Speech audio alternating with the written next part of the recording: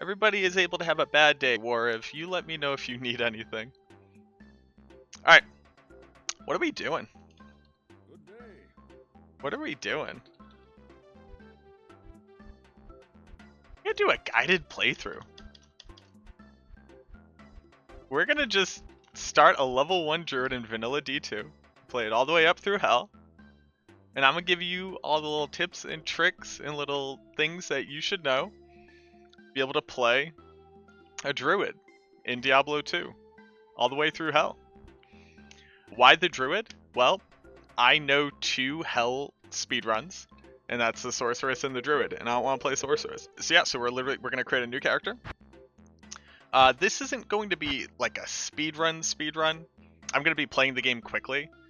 But it's not going to be like I'm going for world record time or anything like that. I haven't played the Druid in Diablo 2 and vanilla in a long time. But what the purpose of this is one, to just play vanilla Diablo 2. I feel like I haven't played vanilla Diablo 2 in way too long. Obviously, we got the remasters somewhere on the horizon. And if I keep only playing PD2, I am eventually going to forget how to play this game. But 2, BT was looking for people to do some guided playthroughs for different characters.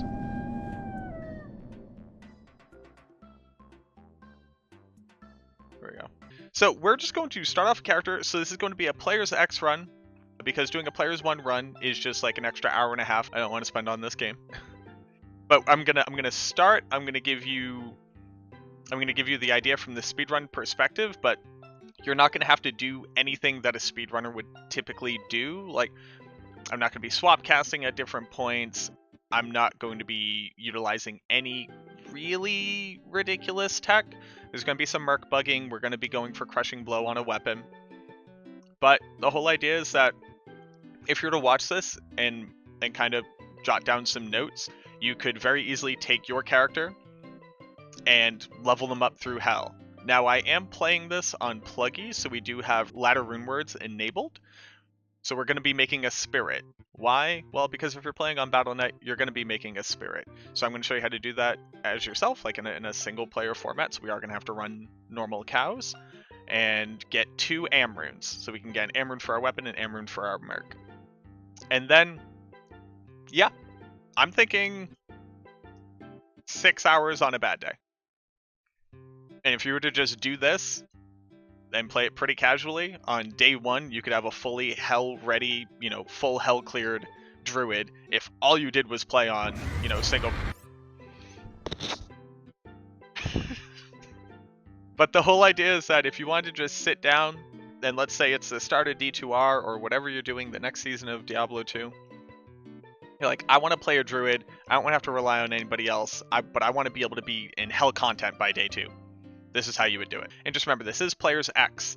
So this is helping to replicate if you were doing Tristram runs with a big group of people and then Baal runs with a big group of people. Whereas I'm going to be leveling solo because, oh, well, that's what you do in the speedrun. I guess like 3, 1, 2, go. Sick. The split worked.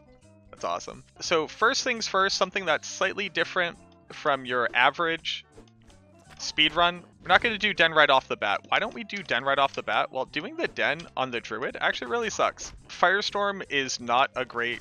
Oh my god. Firestorm is not a great tool to use to clear out the den. There are much better points at which we can do the den, namely Nightmare. That being said, we do need to do at least 1 den because we need to respec. So we're going to start off as a full fire druid, then we're going to swap into a windy druid. So that means at some point we're going to have to respec, so we need at least 1 den under our belt. The other benefit of doing the den later on is that the den is worth experience in Nightmare, at least a little bit. So why waste our time running the den in normal when we can actually get some XP from it in Nightmare? That's generally the mindset. Since we're on players 8, we are going to be getting a lot more drops than you typically would. Again, this is to replicate you playing in a multiplayer setting, but this is going to help us. What are the major strengths of the Druid? Well, up until you are full windy, The Druid is, other than the fact that it doesn't have teleport and it doesn't have telekinesis and static, the Druid just is the strongest character. You can very easily take the Druid and just full clear your way through everything using nothing but the pelt on your back and fire skills.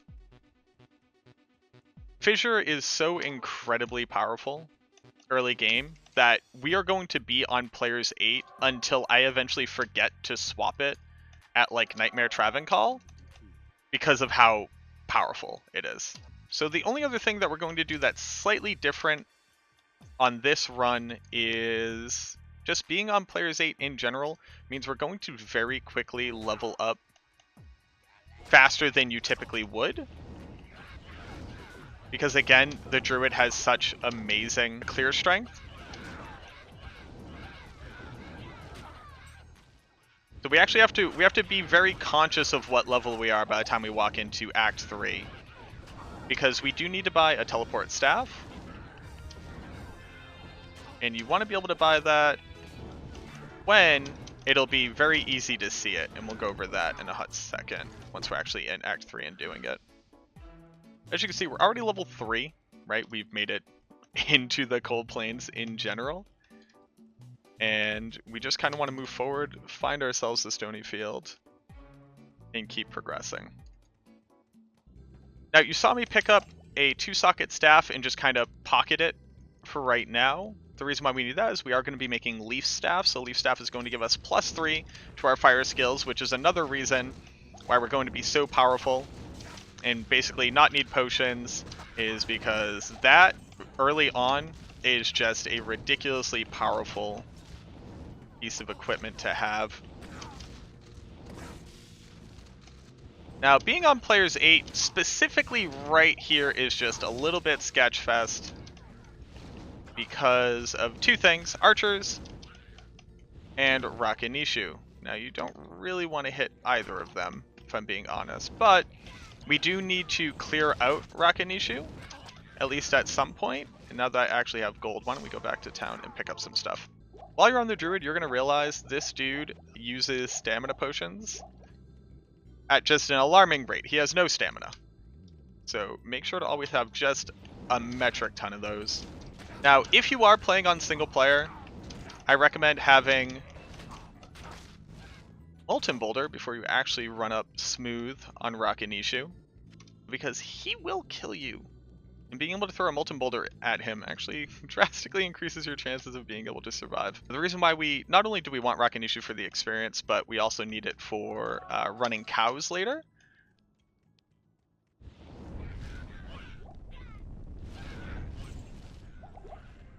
Because we are going to be looking for a 4-socket sword.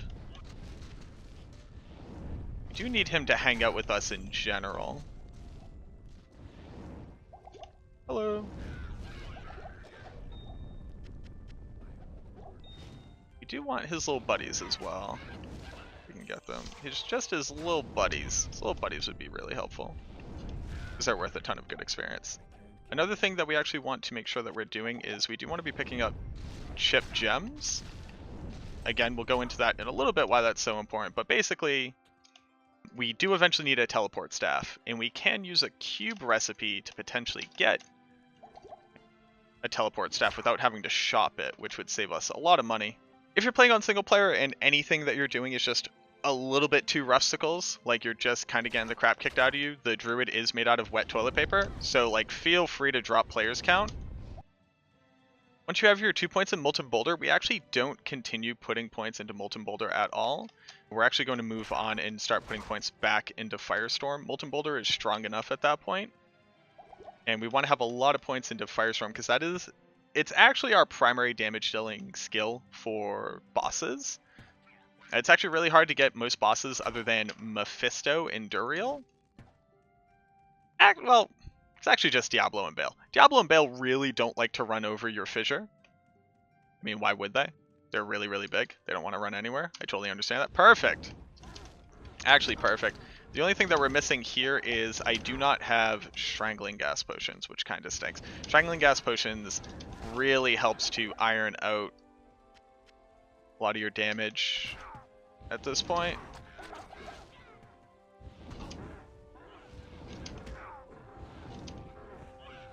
These are some big boys. They do not like you. You do not like them. Now, you don't have to kill them. We actually just have to get the scroll. But it is nice to be able to get that XP, but I do think it's getting a little sketch fest. So let's get out of here.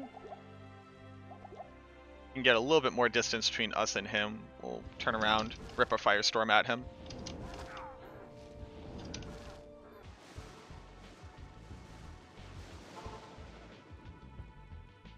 Again, in the normal speedrun, you really wouldn't go get Kane at this point. In BNS, you would, because you do need a 4-socket sword, so there's a chance that you would need to come back through here. Since we are here, we'll pick up Wirt's leg. And we're also looking for a 2-socket armor, because we are going to be making Stealth Runeward. No. Let me have the leg. Thank you. Get out of here. Now, there is a slight benefit to this, which is we do get a chance at a ring. The ring is useful because it's actually really hard to stack FCR on the Druid until you have Spirit, and in the normal speedrun, you just wouldn't. You would like to be leaving the tower after 2 runs with Stealth and with Leaf, and at Endariel at level 12. That's like the speedrun consideration of it. Now, on Players X, though, I mean, you could be there at 16 in the same time. Probably more like 14. Like I said, you want to keep putting points into Firestorm after your 2 points in Molten Boulder, because Molten Boulder is just strong enough, even on Players 8. Because you use Molten Boulder for handling like large groups of minions that are going to run behind you, who are going to continuously run into the boulder. Something like this. Right? And you can kind of move on while you're passively getting experience.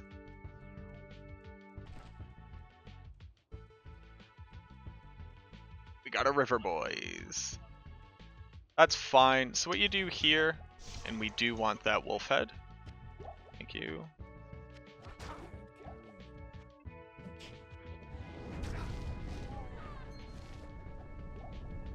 Okay, it's actually got like nothing in it.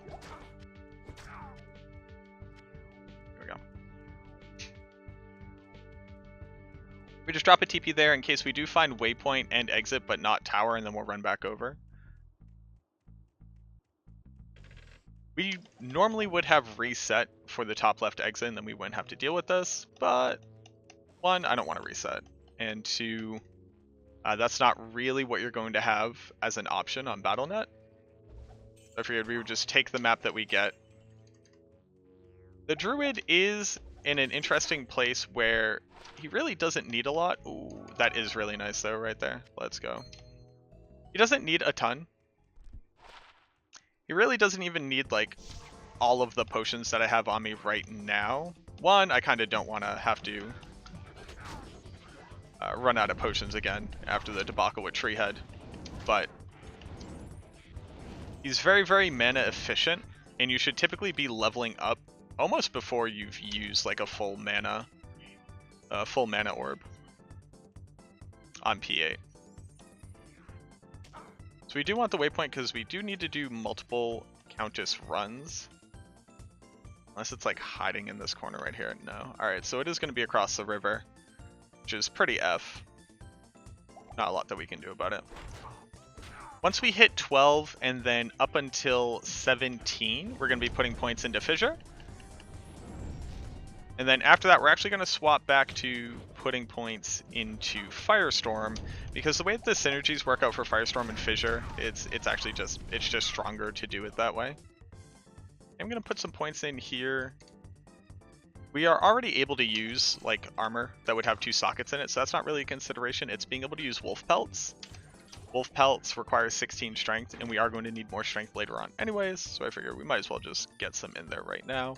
Also, we are going to be looking for 5 more points into strength so that we can use a belt once we're in Act 2, because having a belt is real good. Crossing over here, I'm actually going to pick up that belt. Pretty sick. I'm just gonna go ahead and pick up anything that's like decent. Alright, so I'm actually gonna put more points in after. We're actually good to go this way. Yeah, so our waypoint's gonna be somewhere on the other side of this river unless it's nestled into that corner, which I don't think it is. We would want a 2-socket cap, just in case we have the opportunity to make Nadir. If we don't have the opportunity to make Nadir, it is always good to be able to put like mana or health into a hat. Or just a bunch of Ral runes later on. Shrine. Alright, so the only benefit here is that we do have a lot of shrines on the way, which means that we're more likely to run into an XP shrine, which is like, almost worth the time loss.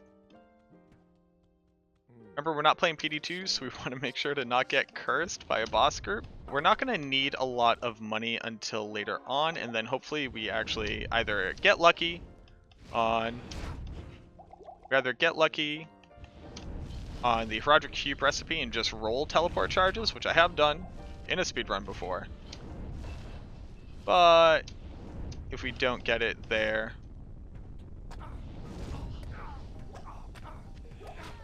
we'll at least have rolled a bunch of money, hopefully. And one of the things about the Druid is that you really don't want to like stand and fight too often. You kind of just want to throw a Molten Boulder and have it kill. Got that for right now.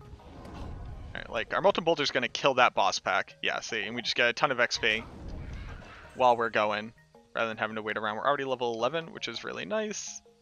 Just one of the bennies of having this XP shrine. Have a rail belt now. Now we have fissure. Now that we have fissure, we are just like, we're just on a different power scale. I'm gonna snag these mana potions, running a little bit low. Oh! We are in vanilla, so remember, you don't want to kill the Countess on players 8. You can spawn her on players 8. It's really not worth the time.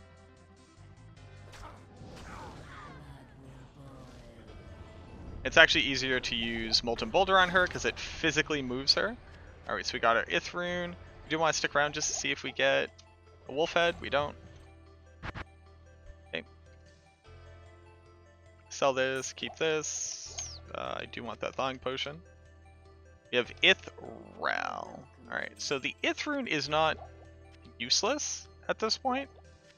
So don't get too sad that you got an Ith rune.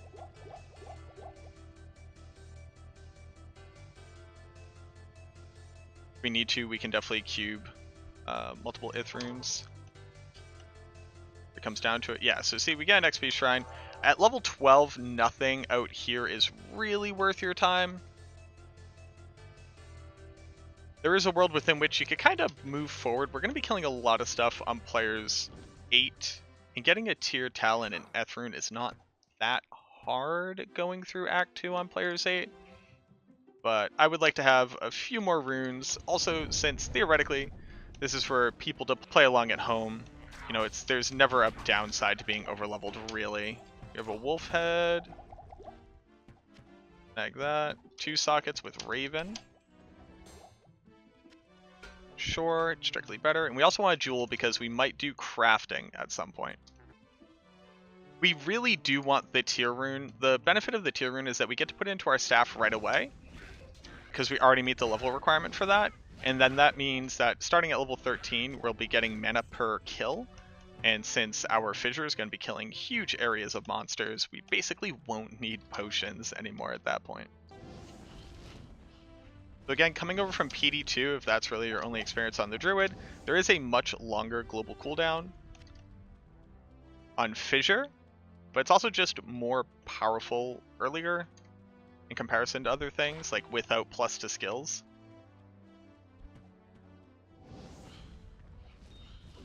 And it's a much different play style as well. So like you're more likely to drop one and then maneuver monsters through it for a longer period of time.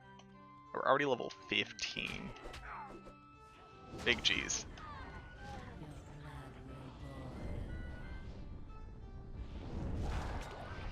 Ral F pretty good. I do also want these boots. Not that they're like able to get faster run walk on them, but might have good stats. The vanilla druid is very good. Alright, we're going to keep going. So we have an extra rail room, which means that we can use that for resistance and some booties. Got some hit recovery. Got some stats on it. Not bad. I'll pick up the stamina shrine. Saves us time later on. So we have Rel Eth. I need a Tal tier. If we don't get them on this go, we'll just move forward. It's not the worst. You can make it work. You just have to buy a few more potions, and we will get a Tal rune, especially in Act 3. Like, you just will get a Tal rune from Flare Jungle. You'll see that even on players 8, our XP is pretty stunted at this point. Oh, Fissure destroys Andy. Andy has takes additional damage from fire. She just gets wrecked. So we have a 2-socket. We have a 2-socket wolf pelt. You might think, well, yeah, why would you even look for a 2-socket? Wolf pelts have, like, the first tier wolf pelt, like a wolf head, has like no durability. And if you end up making a nadir to get charges of Cloak of Shadows, the helmet might break before you would like run out of charges, which means that you won't be able to repair it, because repairing the Cloak of Shadow charges is ridiculously expensive. And 1, you just can't afford that in the speedrun, and 2, you might not be able to afford that even on your casual playthrough. So it's never a bad idea to get at least a skull cap.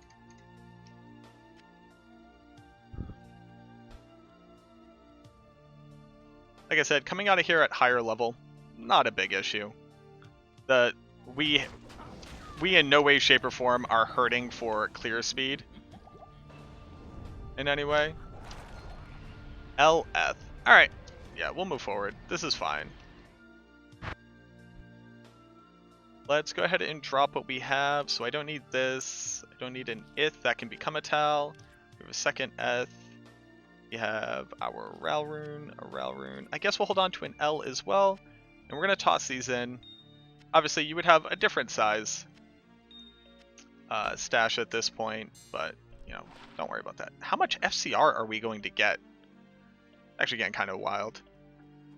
We're going to check our single shrine that's really close. Here in Black Marsh, we have XP.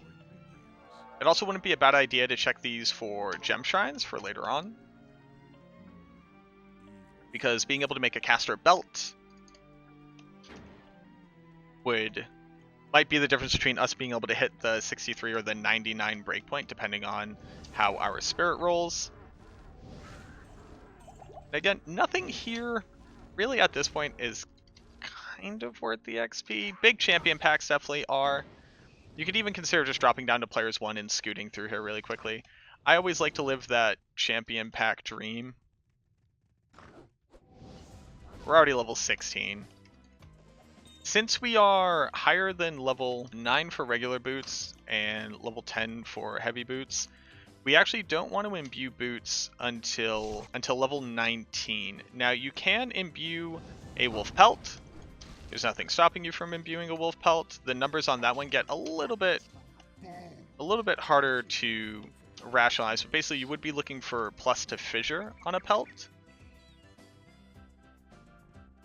And any other stats would be nice. I know Kano at one point worked with Bender to make a good list of which pelt types do you need to hit a really good Windy Druid pelt, and I'll be honest, I just don't remember them. But I think the most beneficial imbue for you, at least early on, is faster run walk. That is coming from a speedrunner perspective. You are just going to be able to buy 20 faster run walk booties. See right here, this hallway area will always have a champion pack, and that's where you can get your nice champion Fallen with a shaman. But we want to wait till level 19, because at that point we can get 20 faster run walk. You can feel free to save your imbue, you know, if you're trying to save it to imbue diadems later on, whatever you're doing. I say the imbue is not that important, not really, for you to hold on to it for so long. If you're like me, most of the times you're like, oh, I'll hold on to my imbue, and then you literally never use it. And you're like, well, I could have had some nice boots to level with, or I could have had a chance at a nice pelt, or I could have had, you know, a nice sorceress orb. Just go imbue. You'll see that I'm like opening my inventory and running a lot. For people who don't know, your character will continue to do the last command that it was given to the best of its ability. So if I click up here and then open up my inventory, you'll see I keep moving. And that's a really good way for you to buy yourself some time. Like say you're running away from Andy and you don't want to stop to try and drink some potions.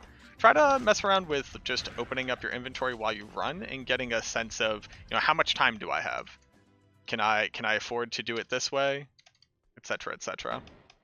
We are going to get the waypoint. Well, on normal, we don't need the waypoint. You will need the waypoint to bug your merc, so it's always a good idea just to grab it. Especially on a casual playthrough if you're having trouble getting through an area. Make sure to pick up the inner cloister so that you can bug a merc, and then you at least have one target that's unkillable and pretty strong. Actually, mostly just looking for potions right here. It's not a bad idea to start picking up rejuves and keeping them as well. You are going to need those a lot more in Hell. For a lot of the different things that you're going to be fighting, having a potion or having a belt full of rejuves is a really good idea. You can make them with gems, but I'd rather just save them up now. For the catacombs, you want to try to run down to the left and then run in a counterclockwise fashion. It's just the most likely to actually find your exit. And that's for all levels. On level 2, we're going to incorporate another little good thing to know. It's another wolf helm. You do want to check wolf helms. If you can get +2 firestorm, it's huge returns on damage. So you'll see I couldn't run down towards the bottom left anymore. So I'm going to end up running up here towards the top right because I'm just following that counterclockwise direction.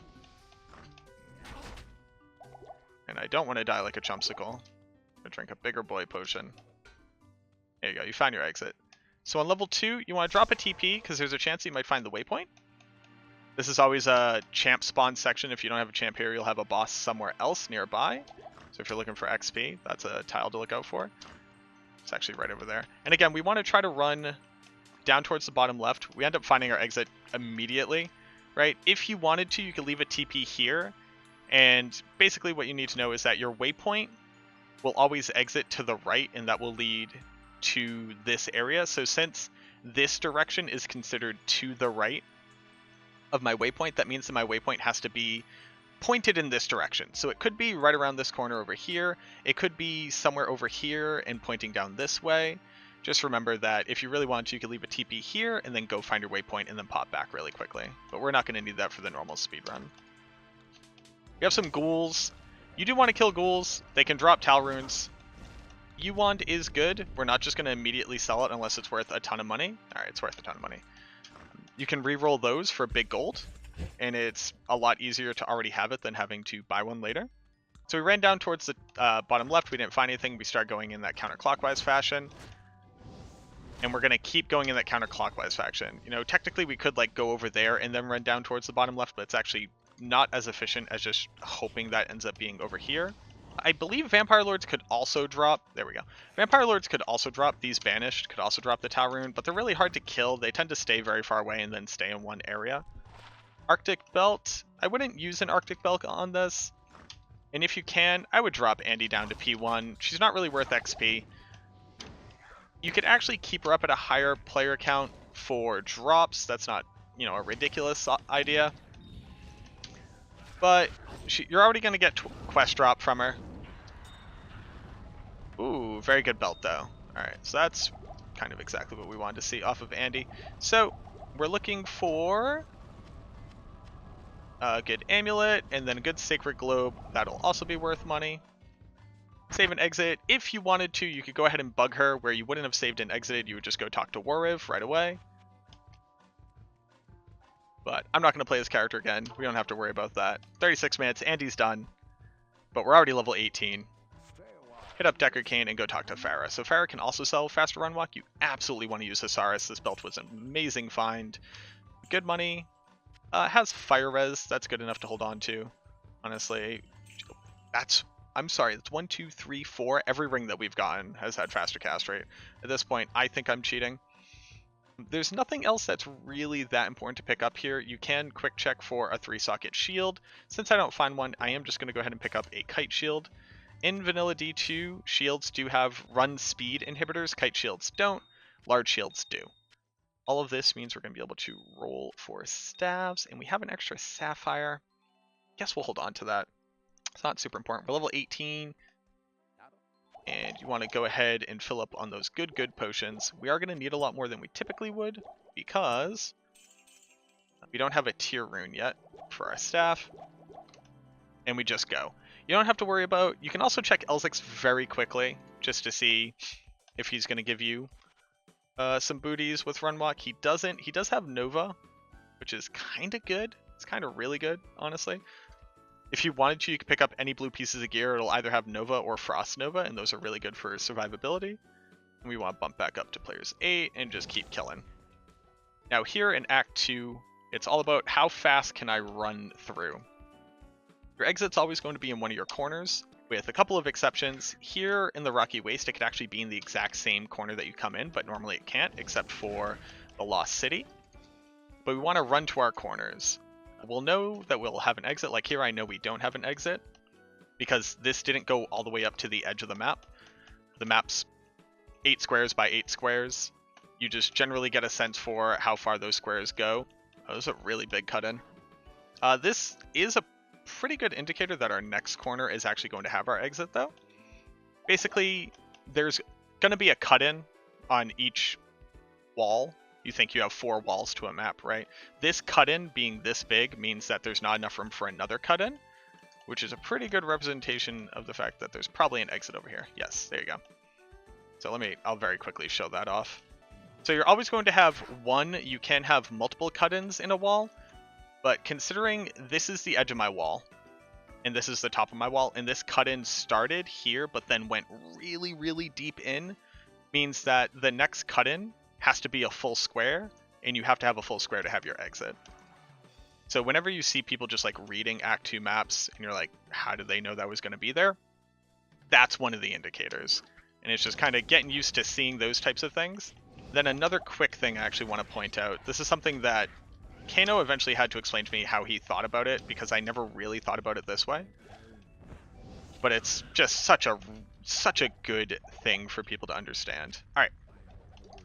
So this map is a square. If you think about it, this is our bottom wall. So this is our bottom right wall. This wall goes down to here and then draws a line up this way. If you think about this as the top, the bottom, the left, and the right, if you leave out the left, you are now on the right side of the map. So what does that mean? We are at our right corner. So remember, this corner is going to be a flat wall. This is going to be our bottom right wall. So this bottom corner is the same as this bottom corner, right? It means that it's the connection point between the top right and the bottom right wall, and you know it's going to go all the way down here. And since we're in the Rocky Waste and our exit can't be along this wall, I don't even need to run over here. This is our bottom right wall, and this is our right side, so the map is going to open up in this direction. So I literally didn't even have to check over here. So if you go out the left, you come out the right. If you go out the right, you come out the left. If you go out the top, you come out the bottom. If you go out the bottom, you come out the top of the map. So here, since I knew I was leaving out of the left, and this is going to be my bottom right wall, I can just run straight up towards the top left, because I have to go explore the 3 other corners in this map to find my way. I also want to find, at bare minimum, I want to find the Halls of the Dead. I probably also want to find my waypoint, because that means if I die, you know, if something crazy happens, I'm not going to be completely screwed. I do have stairs here, but I don't really want to run down there unless I have to.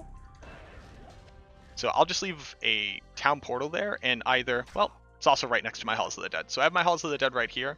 I'm still going to leave a TP there because it's close enough, and I'm just going to run for my exit. So this is a clean corner, but it's too small. So this is going to indent and go up over here. And how do you know that? The way that you know that is that, hold on real quick. This is my top right wall. And you know the top right wall is always going to be flush, right? Like the wall has to make a complete square. And we know that there's going to be cut-ins. So if I'm only this far up my map, and I haven't seen over here yet, but I know this line gets drawn like all the way to this point, this isn't high enough. So this means that this is a cut-in as well. So I didn't even have to run up here. I know that this is a cut-in, and since it is a cut-in, my exit can't be there. So at this point, I just turn around and I just keep running. But for Act 2 maps, you need to start thinking about them as these big squares, and what shapes would need to happen based off the other shapes that you've seen. And this is all based off this red wall. It's now a 50-50 chance that my exit is down here. Again, we have a complete clean cut here, so we know the exit was going to be here. And we didn't find waypoint, which is okay. It's less okay now that we just found the maggot layer. So again, so we left out the left. So we're on the right. This is my bottom right wall, so I don't even need to go down there. I see the maggot layer, and I just start running towards my exit. You just always want to be running towards your exit, or where your exit might be. Because you really don't want to full clear most stuff if you can avoid it. That's just a big time waste. And we are really hoping for a waypoint here before we get to our exit. If not, no. See, this oasis takes up too much of this area, so I know my exit's not going to be there. This is also my least favorite map type. This is a 3-corner map. Basically means there's going to be an L-shaped wall that like separates 1/4 of the map from the 3 other quarters of the map, which sucks because it's really inefficient to run through.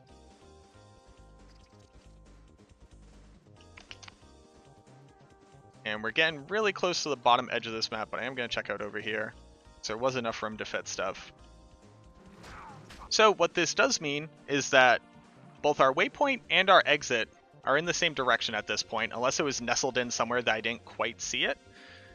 But see how inefficient this wall is? The stairs on this wall can be on any part of it.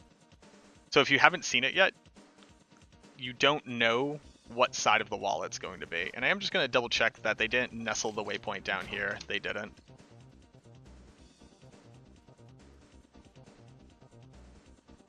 Sorry, set in the Hellforge Hammer. Let's go. Oof. Okay. So you have a couple decisions to make at this point for efficiency's sake. I know I have a TP at Halls of the Dead, and I know that my maggot layer is right here. So the Halls of the Dead TP is actually far enough away from the maggot layer that it will be faster to just go back from waypoint here to run to maggot layer. Although we are basically just going to have to double up on what we've run for a couple times. Just double checking again. Light res is really nice, although I wouldn't take that over fire res. And dropping off anything that we don't need. Making some room for ourselves. Just gonna do this real quick. Yeah, why not? Now we have a nice blue pelt. We have a bunch of mana, which again is just helping with the fact that we don't have a tier rune yet. For Halls of the Dead, for all of your tombs, you want to run to the left. Your exit will be to the left of the direction that you come in. This is your back wall, so you orient yourself this way, and this is left. Again, so this is our back wall. I want to run to the left. You do want to kill boss packs. They can drop runes. They're not really worth a super ton of experience for us, but if they drop our runes, all the better. Mana on a large charm, not really worth it, but it is worth gold, so we'll hold on to it. Checking for 2 sockets, not finding it. Since we didn't find it directly to the left, I'm going to run up and then back to the left. Because hopefully that's an option. Here we go. There should always be a boss pack here. Sometimes she isn't. Sometimes she spawns inside of the wall. So if you don't find one here, don't worry. She's not hiding from you. Luke Lane is big enough where most of the time it is worth it to run back through. A lot of times it's also really good to just save and exit depending on what scenario you find yourself in, but I'm trying to make this all like one clean thing. We are level 19, so let's go make some booties. If Charcy doesn't have them, you can always check your boy Geed. You could do either boots or heavy boots at this point. I'm going to do regular boots. I think it's regular boots. Recovery cold res. You know, it's better. It's not good, but it's better. Go back from Fire Oasis. We haven't seen Beetle Burst yet. It is good to kill Beetle Burst on players 8 if you can manage it. If you really need levels, you can actually like farm Beetle Burst, so if your waypoint is close enough. Alright, so this is actually a really good example. Okay, so we're coming out the bottom. Lost City can have the exit to the Serpent Canyon, or whatever it's called, on the same corner that you come in. So since we're going out the bottom, we know that we are in the top of the map. So I want to come up and I want to check this wall. I don't have it, so I'm going to start running down. Sadly, we did not get it. You get Waypoint, which can be nice if you have a Dark Elder right next to the Waypoint. You can also farm him for experience. And then the other thing for Lost City is that your exit can only ever be against, it can only either be in the top, the left, or the right corners. It can never be in the bottom corner. So if you get down here to your left corner, and you're like, you know what, it's not here, you know, alright, I have to run all the way across to the right corner, because it cannot be in the bottom corner. I'm gonna grab that shift ruby. Alright, gloves and a sacred globe, that's all good enough to pick up. Don't know why I can't. Good money, and possibly really good res, and also maybe Frost Nova, which is just so good. I can't say enough how good it is. Look at all this FCR. Like, it's starting to get weird. That would be a really good piece until you get up to 20 FCR. Again, we want to run to the left here. Do not need to spawn these snakes on players 8. In fact, I don't really recommend doing that.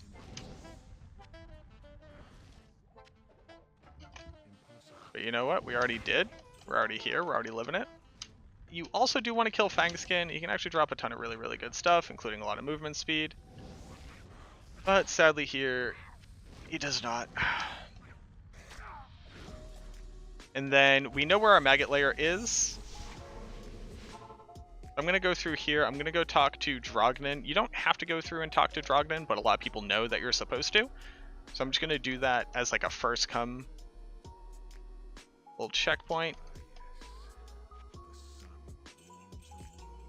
Again, there's also the fact that we are, you know what, I'll pick this up. Keep that for the Merc too.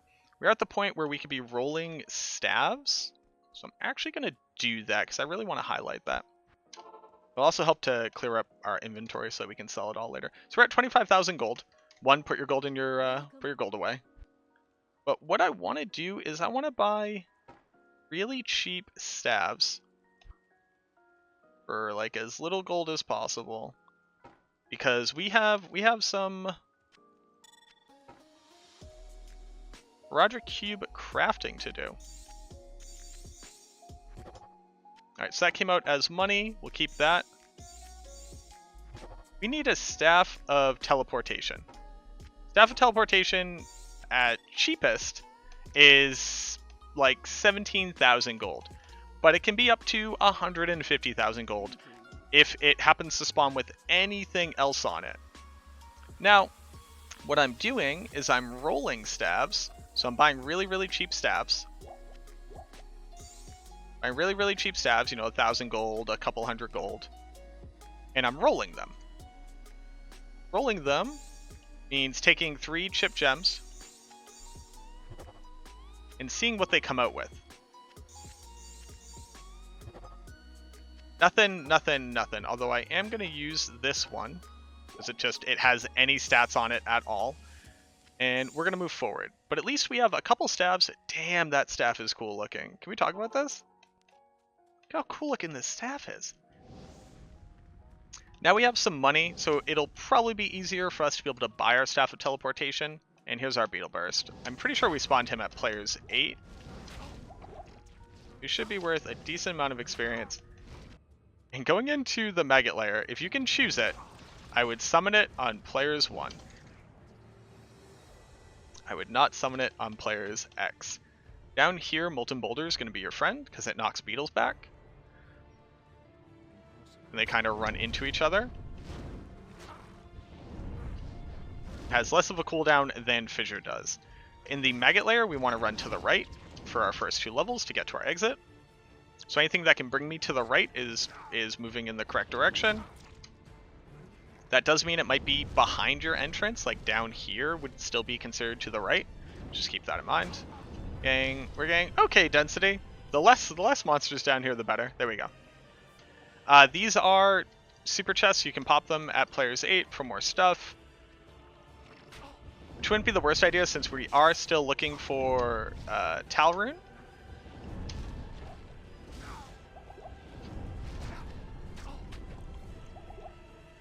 Again, we want to run towards the right. So we have all of the cold res in the planet. We have no light res though. So these guys can kill you even at a higher level. And boom, we got our exit. Maggot level 3, we want to go ahead and run straight. So we want to try to go in the same direction that we leave our first tile in.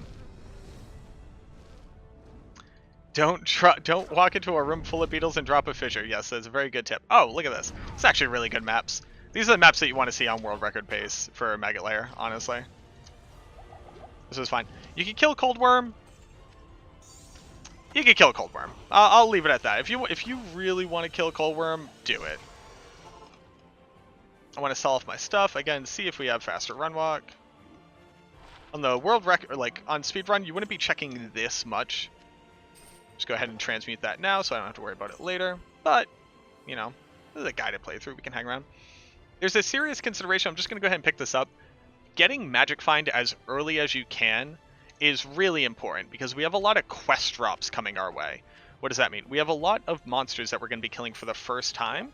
So Diablo, Baal, Mephisto, Duriel.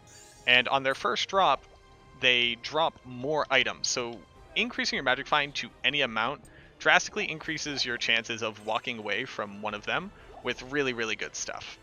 You can get Tarnhelm from Duriel in normal. You know, you can get Talrash's amulet from Travancal in normal. More Magic Find, the better. And since normal is very easy to survive once you get the hang of it, you could do it with no gear on at all. The more Magic Find, the better. Right now we have 39 Magic Find between our boots and our belt, or in our gloves. So for the palace, you want to run it the way that I just did. Palace, you want to cut across the harem, and that'll get you to your exit. You can pick up this waypoint, and then you want to run down to the bottom corner for Palace 1 and Palace 2, and then Palace 3, it's going to be right in the middle. Fire Eye will also be there if you need some extra experience. You can kill Fire Eye on players 8 a bunch of times. You know what? Let's just go ahead and do that. Obviously, Fire Eye himself won't die because he's immune to fire, but his minions are not. Oh, hey.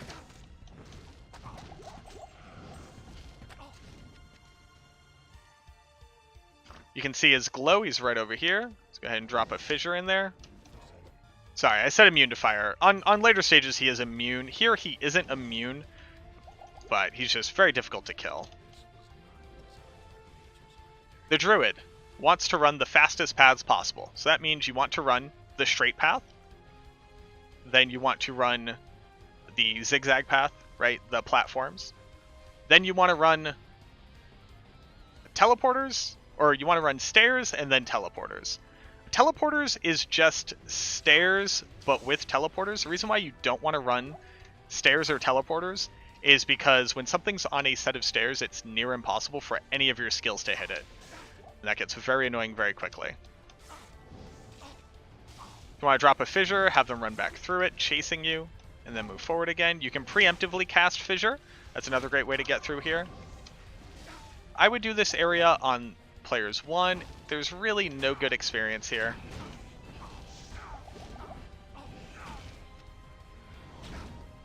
And if you get caught in something like that on a higher player settings, then they don't die very quickly. It could be a whole thing. Another Ith rune, which means we only need one more Ith rune. So I'm not upset about that. One more Ith rune and we'll have a Tal, then we'll have Stealth.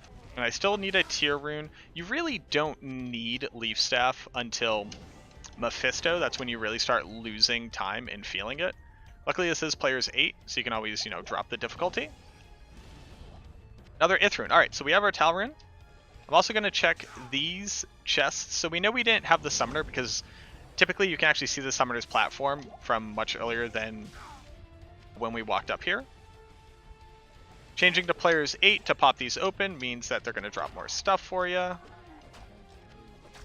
Don't have a key. I'm going to take a TP, drop back down to players 1. You also want to hold on to... This is getting buck wild. So your FCR breakpoints on the Druid are 4, 10, 20, basically. 4, 10, 19, 30, 46, 68, 99. 3-piece FCR right now without stealth means that we're going to be at the 30 breakpoint. And since we're actually about to make stealth, hold on. That's going to give us another 25. So we actually need all 3 pieces to be at the 46 breakpoint because 2 pieces plus 25 only gets you up to 45, which really stinks. Now I'm going to hard shop for some 2-socket armor. Going to a different area that's outside of town in the same act, reset your shops. Going to a different act does not. So just like swapping between Act 1 and Act 2 doesn't do it. We could take quilted armor. I'd rather have different armor, but I'm not going to complain. So this puts us at the 46 breakpoint for FCR, which is great.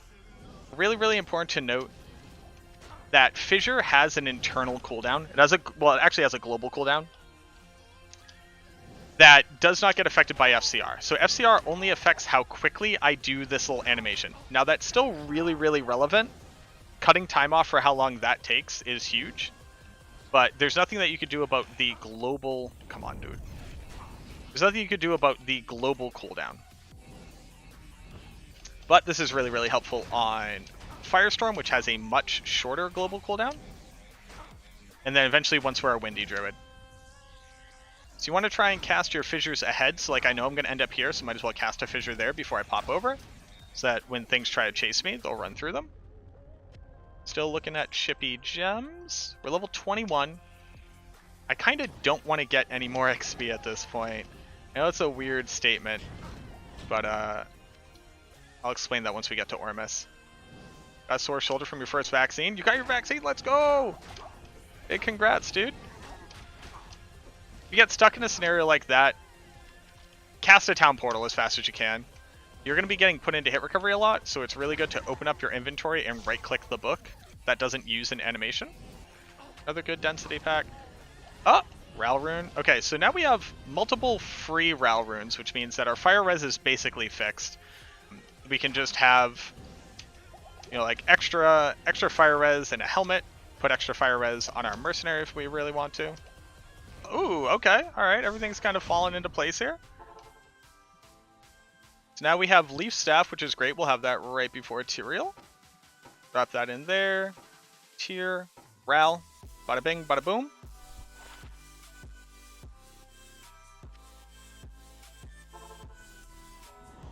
So why is this so important? Plus 3 to fire skills. Plus 3 to fire skills. That is huge. Like, our fissure damage goes from 140 to 160 to 194 to 226. In addition to that, it has the mana per kill from the Tier rune, and then high cold res, which is the most, arguably, like, one of the most important resistances when you're doing the speedrun. Obviously, everybody only cares about lightning and fire for some reason, as if cold won't just destroy you. But it is so nice to have this. Also, it just, like, we literally don't need mana potions at this point. Oh my god, I'm on players 8. Remember when I said I'm gonna forget that I'm on players 8 until, like, Nightmare Travencall? That's just how powerful the Druid is. Now, you can kill the Summoner, you don't have to. square. And here we want to run to the left again. I already have this ready, so I can just kind of go. Killing stuff on here on players 8 wouldn't be the worst idea. You don't really need to, though. There can be beetles, there can be ghosties. So they can both drop runes and also be worth a good amount of experience. But you really don't want to summon players 8, these like burning dead skeletons, because they just get in the way and then they get revived. And then they get in your way again, and then they get revived, and then you scream. This is always a dead end. So now this means we need to go... I would go up into the left more, because there's definitely a chance that's over here. Alright, so we have our exit. We know that we do, because it has this cool little twisty... Oh! It has this cool little twisty hallway. It's also full of beetles, and we still have no light res, so that's pretty sick. I'm probably going to go make myself a double rail helmet. It's a pretty good helmet. Pretty good helmet for our merc. Yeah, it's a pretty good helmet for our merc. I'm going to make a rail helmet. Here we go. Now I have 60 fire res. I'm set for a while. Here, you want to make sure that you want to drink some thawing potions just to stack up a bunch of extra cold res. And then you also want to get yourself a lot of stamina potions, because after this fight, we're not coming back. And it's really hard to buy thawing and stamina potions in Act 3. Alright, you want to just run around, make sure to turn back down to players 1, although it really doesn't matter. I'm actually going to throw on my magic find. Drop down to players 1 for Duriel, summon a fissure, run him around in it. As long as you see that little fire graphic on him, you know that he's taking damage from your fissure. He'll run around real quick, call it a day. Does he drop anything for us? This. That's really it. There's honestly nothing there that's worth gold, which kind of stinks.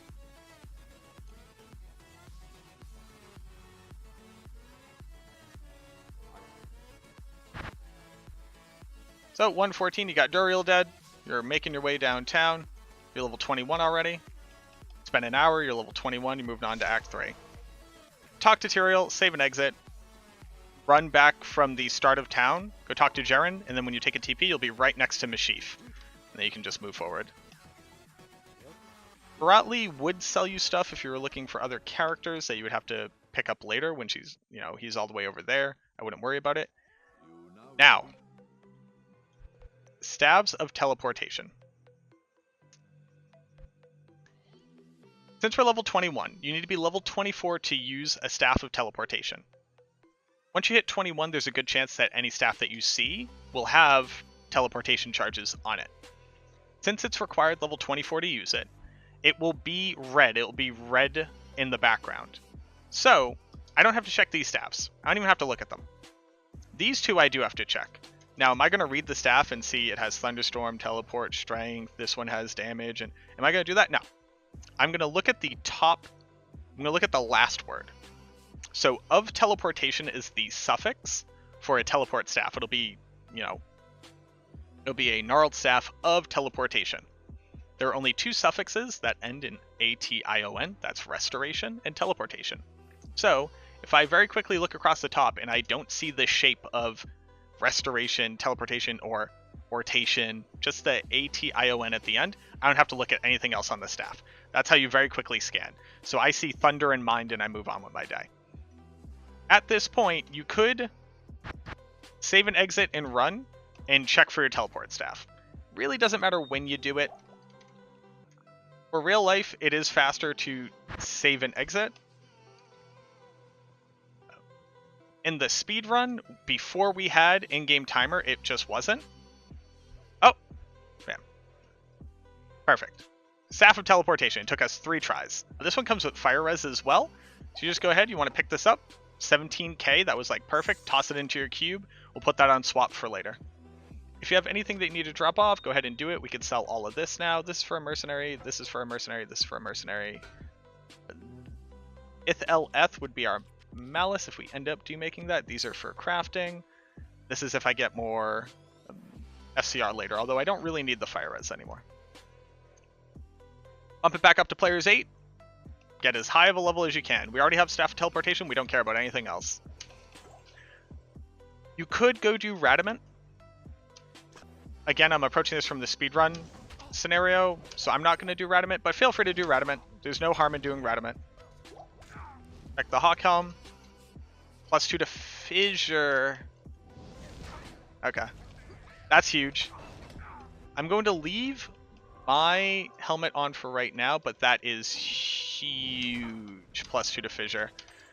Now, there is a world within which, since we got the waypoint immediately, if you were to save and exit, there's a 66% chance that the next game would have this farther on in the Spider Forest, so you could technically save time by doing that. But that's a really, really deep, like, meta level call, and I wouldn't mess around with that for casual play. +2 to Fissure is so huge. It's why you never socket anything unless you know you're absolutely going to use it. I will pick up the Jade Figurine. Jade Figurine is really helpful here. Alright, so we are on the 3rd tile. Right? Our exits off to our other areas can be on the 3rd, 5th, and 6th tiles. But I don't see a little split here, so I'm not going to go anywhere. Our 4th tile.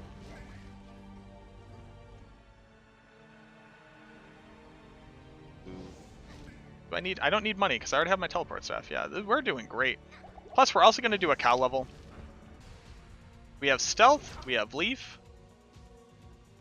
We're like, fine. You could run most of hell with this kit. Once you make your shield, you just like pop over to Ancient's Pledge and a Magus Wand. We have our second camp right here. I don't know why I dropped a TP. You don't need to drop a TP there. This is no harm, no foul, but...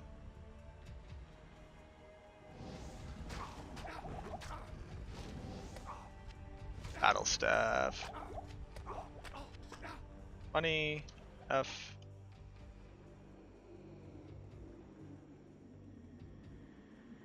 I do drop players 1 here. Cesark the Burning. Oh, F. Cesark the Burning. Like, can just kill you. He's just mean. I said F there because we could have been gem shrining, although I just remember that we don't actually have, like, any amethysts that would get gem shrined at this point.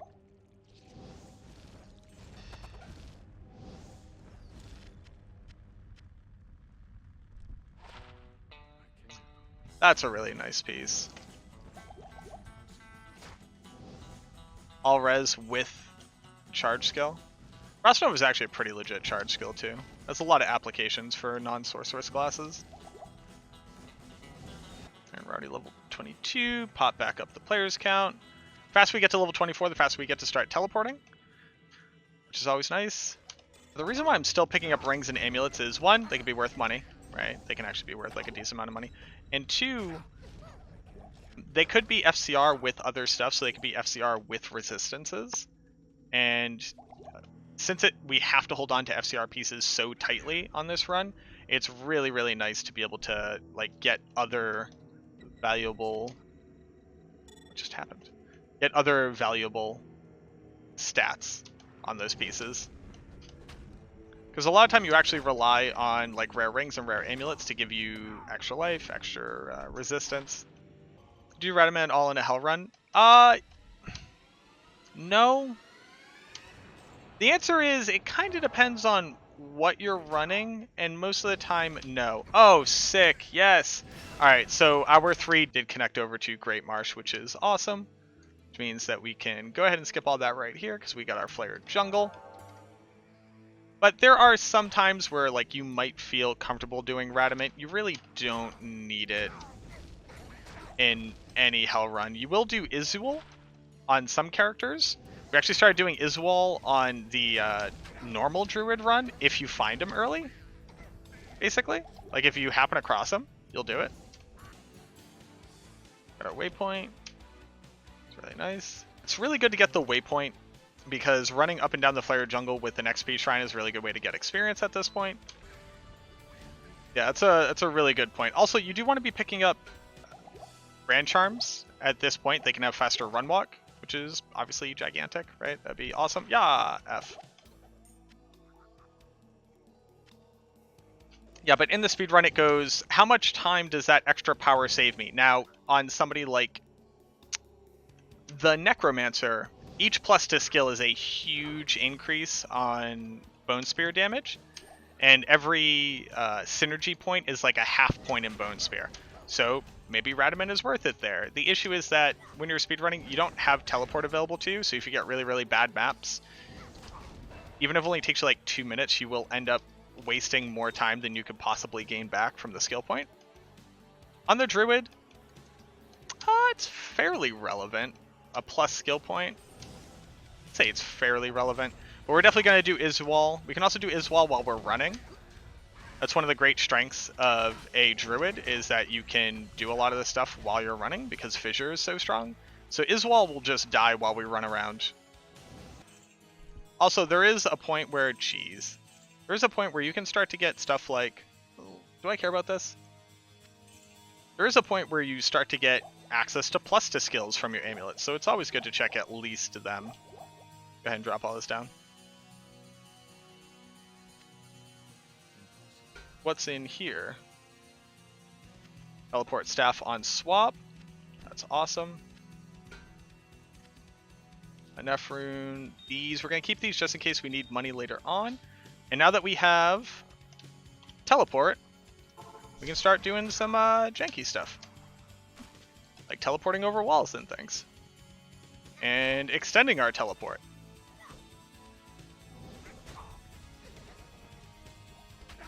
You want to have teleport on swap. You want to use it as little as possible, but simultaneously as aggressive as possible. So when it would gain you a lot of time, that's worth the teleport charge.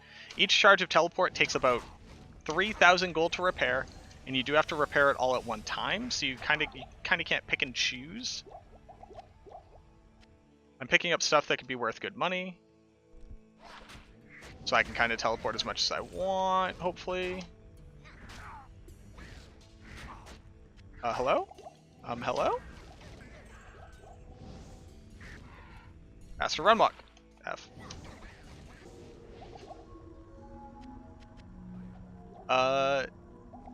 This guy right here can drop you a staff with teleport charges on it.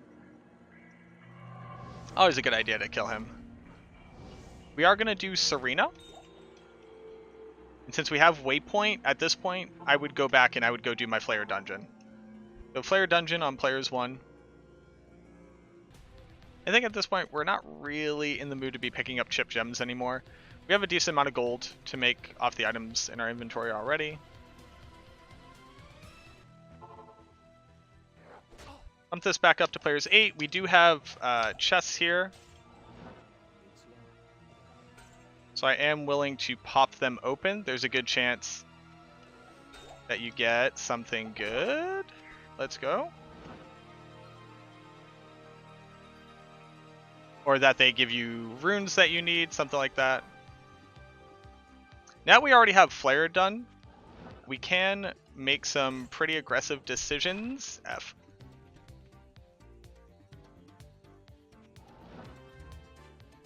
Alright, I'm being a little aggressive with my teleporting. I need to chill. Yeah, so when you're running through the dungeon, you basically need to ask yourself, what is the most inefficient way I could run through here? And 9 times out of 10, that's the direction you end up going. So just ask yourself, like, what would look really inefficient here? Drop a TP. If you already have Flare Dungeon done, drop a TP here so that you can explore, but also run directly towards your exit. Since I have the benefit of being able to run directly towards my exit here, I don't need to check every nook and cranny. I could just run towards my exit and hope that it all kind of plays out well. And if I find it, I find it. If I don't, I'm going to run through to Travancore and get the waypoint there, and then come back through my TP and then run the other direction. You want to minimize how much you run over the same area as much as possible.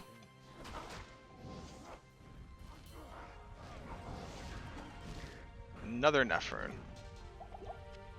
At this point, I would just pop down to players 1. All of the council members are going to drop stuff regardless. They're not going to drop like more stuff on higher player settings, so it's just not really worth it. Although you could definitely kill them on players 8. We're already level 25. We don't have a big benefit in doing that.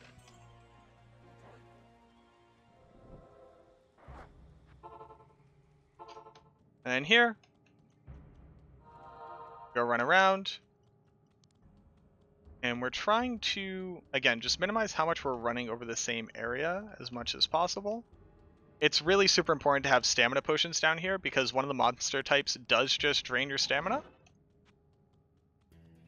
And walking through this area is the worst. The absolute worst. So make sure to have stamina potions on you. Muy importante. So once you find the golden chest, you know that your sewers level 2 is going to be to the right of that, but we're talking about the sewers, so it can be just anywhere. It's the worst. The sewers are the worst. Everybody thinks that like Act 2 jungles is the worst, or you know, Flare Dungeon is the worst. The sewers is the worst part of this run. Okay, so there's some good stuff here. I'm going to pick up this for money. Poleaxe is also interesting. I'm not going to get it, but it is interesting. We have waypoints. We actually just want to save and exit, talk to Mashif, grab our golden birdie, go talk to Alcor. Enter, yes, absolutely, without question. The level 2 can just be anywhere in the sewers, as long as it fulfills the role of being attached to stuff and from the ashes of Kuile. Alright, boom. Now, I do need to start putting points into strength. I need 47 strength to be able to use my kite shield. Don't forget that. And then get all that out of there. Back to Travancal. Players 1. Like I said, it's really not worth it to kill yourself trying to kill Travancal faster than this. Or on a higher player settings, especially at level 25. If you're like level 24 and you need a little bit of XP, go for it. Remember, you don't have to kill the whole council. If you do, you do, but like it's not a requirement. Here, I am gonna go pick up a mercenary. You can pick up the mercenary whenever you want, really. You want an offensive mercenary that's 1 level lower than you. You can pick him up whenever. He will technically be higher level if I take some time. Like by the time I would have summoned him in Act 4. There you go. Have some cold res. Oh, sorry. I want to be running to the left. Endurance of Hate level 1, you want to run to the left. You'll eventually get your exit that way. Your Merc is probably going to die to Mephisto, but, you know, what can you do? And then here you want to run straight. Your waypoint will be to the left, so if you're trying to farm normal Mephisto or something like that, feel free to go get the waypoint. But, ooh, Amulet. There aren't really any good amulets for us. I will take these antlers.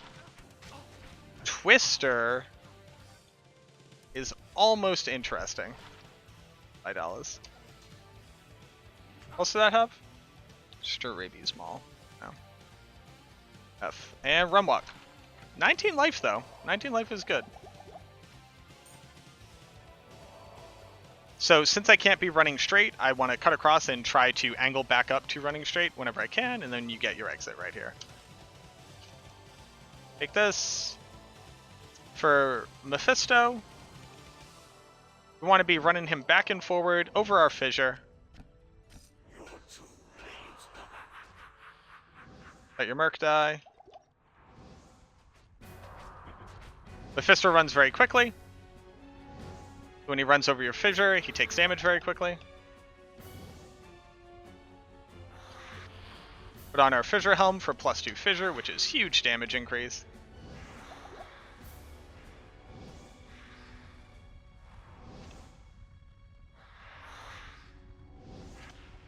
You saw I threw on my Magic Find as well, just in case, you know, he wants to drop us something good.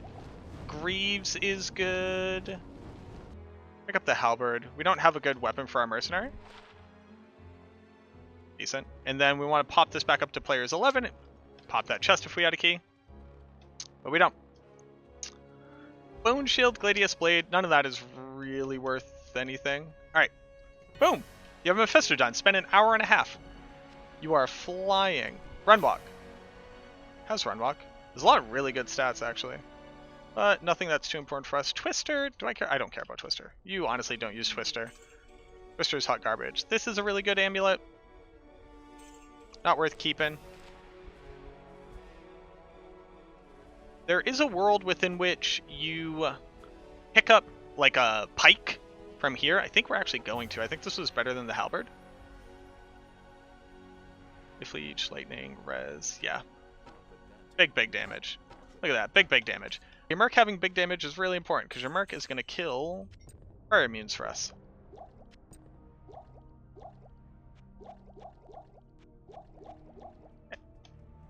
Bump back up to players 8. We're strong enough to kill everything. I would turn it back down to players 1, I think, by the time we're looking at Izuul.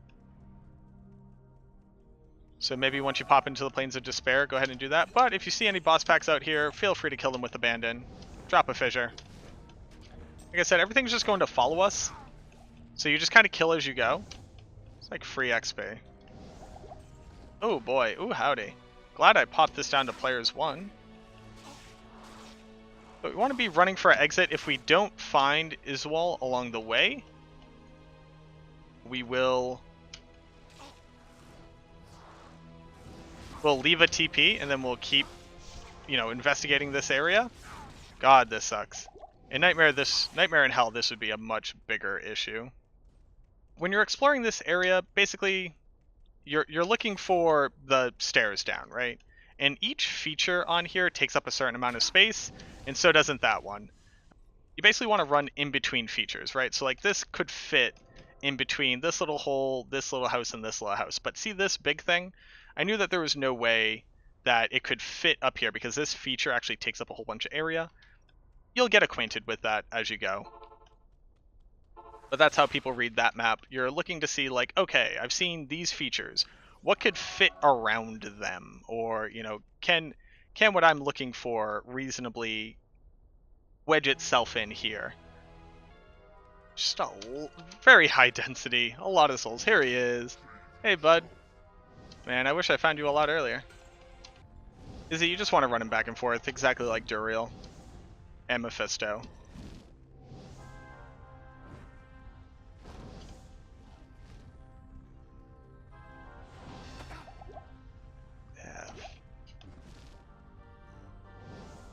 He has a ton of health. This is why you want to be able to like drag him along while you're looking for your exit, but it's not how this one worked out. We are going to do the Hellforge as well. We're looking for an Amrune, both for our spirit and also for our mercenary to have strength. Although I think I would make spirit over strength if I had the option. Here we go. Now don't be like me. Get these points earlier. It's so much nicer to have them earlier than have them later. Just speeds up everything. Requirements. Okay, remember what you got in there. We got some money. We're at 52,000 gold, which I still haven't put away, which is absolutely a problem. If you could have a skill shrine for every boss, that is the fastest. Yeah. But what I was saying was, if you could have a skill shrine, it is nice to have it. That +2 to skills is a massive amount of damage. So if you find one earlier enough, consider not saving and exiting, because a skill shrine will regenerate. Like a combat shrine will regenerate. So you can use it again later. So it's like, oh, I used it for, the Ancients, and I used it for Diablo. It can help to speed them up a bit. On the Players 8 run, in normal, we're going to tear through just about everything other than Baal. Baal will take a little bit of time, but we are going to absolutely just vomit damage onto everything.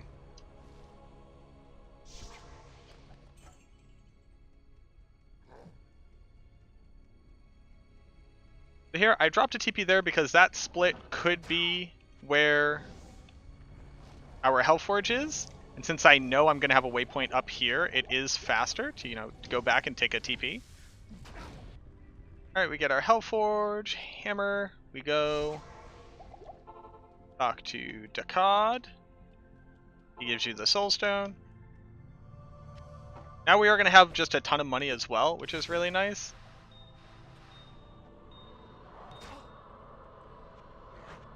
And we get a Tal Rune. Perfect. Now let's just hold on to all this money. And a Tal Rune.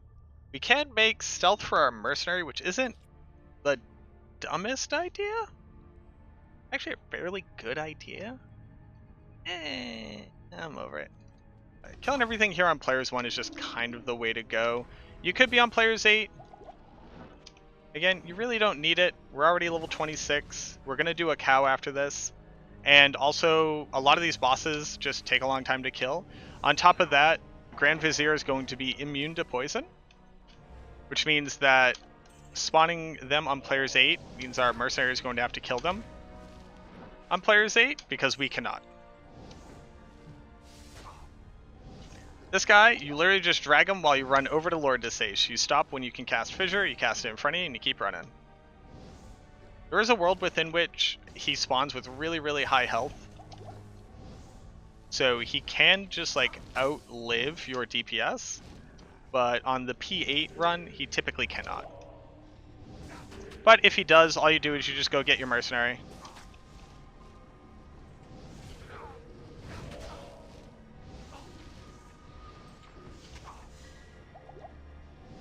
Wow, this is a whole lot of Oblivion Knights.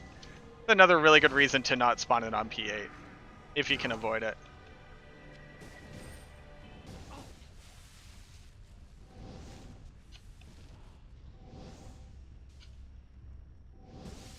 Here, you need to go get your Merc. Give your Merc a weapon. I'm also going to give my Merc this.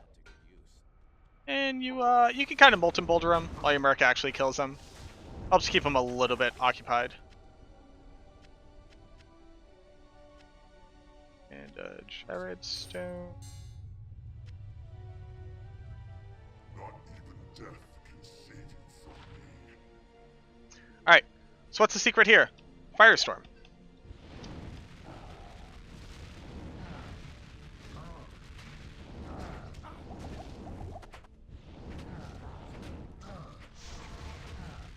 You also want to drop a TP because he will spend time. He will spend time to put the bone.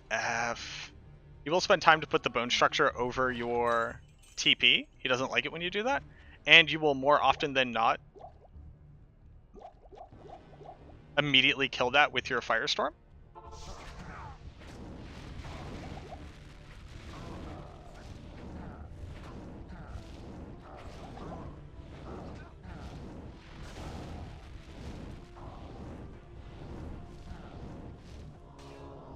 Bam, dead. None of this really matters. Sure, that's fine. Grab your Merc and go. Alright, boom. 2 hours in, you got Diablo dead. You did it all yourself. I'm so proud of you. Now, you can use the socket to fully repair and recharge an item that is magic. So if you were trying to do this in a speedrun, getting the socket here does mean that you'll be able to fully recharge your staff without having to pay for it. You don't have to do that if you're trying to like actually play through for like a season start or anything like that, but just remember it's an option.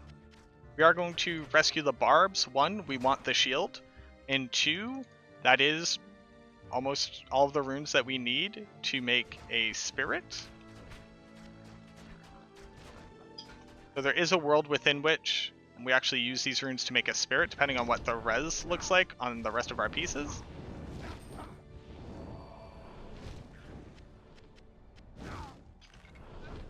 Kill Dak Farron, drink a thawing potion, keep running. You want to be on P1 running through the Frigid Highlands here. Killing the doors that block the barbarians in really sucks on higher player count. It's just not worth it. You'll always have Sharp Tooth here at your first one if you are looking for another super unique to kill. You gotta stick around for a little bit. They don't like to leave right away. And if they're not if they can't see you, they just won't leave. I think theoretically you could just leave a TP there, and then they will recognize your TP as you, but I actually haven't proven that. So don't quote me yet. There's also a world where you can make a Zephyr bow, so you can make Ort Eth, and then put that in your swap, and then run real fast with that, and have your teleport staff just in your inventory, and then when you need to teleport, swap to it. You can get pretty aggressive. Crystalline Passage, we are looking for our exit, which is going to be to the left. But we also do need to go to the Frozen River, so depending on what I find first, I'll drop a TP, go the other way, if that's an option. Very nice. Kind of, that's like almost perfect. That might be the most perfect it can be.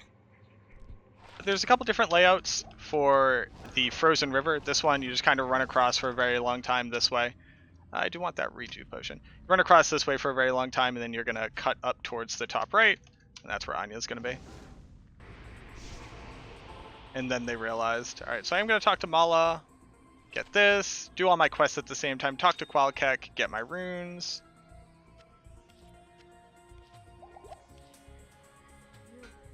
Get my helmet. Absolutely nothing on it, sick. Need to sell this. This is now dead weight.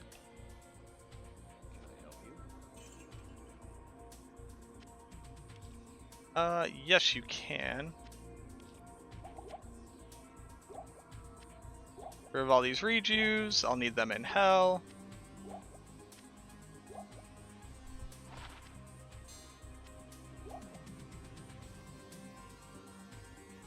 It would help if I actually took the shield.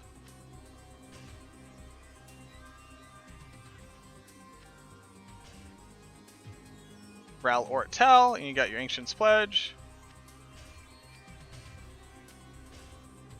I'd rather have Ancient's Pledge and a Magus Wand than Spirit. Is that true? Kinda not, but we're here.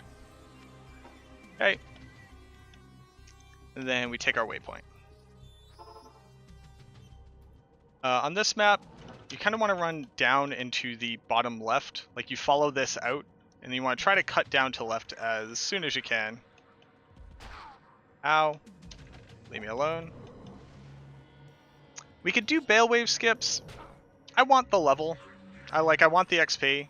We're going to spawn everything on players 8 except for the first wave. You know what? Let's try to skip the first wave. Then we'll summon everything else P8. Sure. That makes sense. As you can see, we are down on gold by a lot. Big stink. But the Druid is pretty low maintenance except for the teleport staff. We also have Nightmare Barbs to get Ral or Tal again. So I just need an Am and a Thul. We're probably going to run some Countess. I also have the Fissure helmet that I could put Ort Soul into, which would be really nice. We do want a Lore helmet. Ancient's Way for this one, this is kind of like the reverse of the last one. So we're following it in the same direction, but we actually want to go up towards the top right.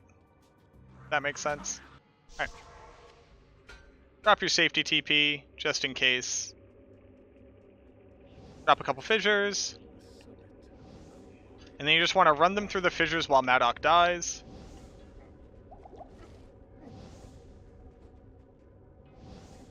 You could technically bug a mercenary for this on P1.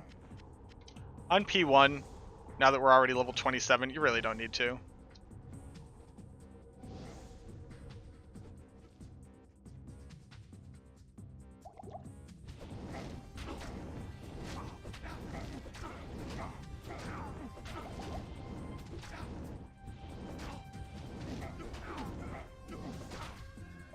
But you definitely want to be using your +3 to fire skill staff and not your teleport staff. Really important.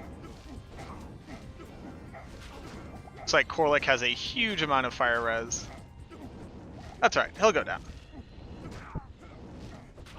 Getting them into this corner means that Talik can't whirlwind through you once he eventually hits you. And they kind of stack up on each other, so it's really nice to be able to just fight them both here.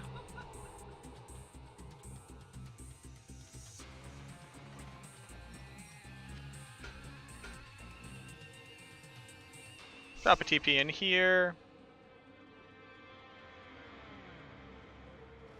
Oof, very nice map. We're going to drop a TP on level 2 because there is a waypoint, so we might find the waypoint before we find our exit. These maps are randomly generated.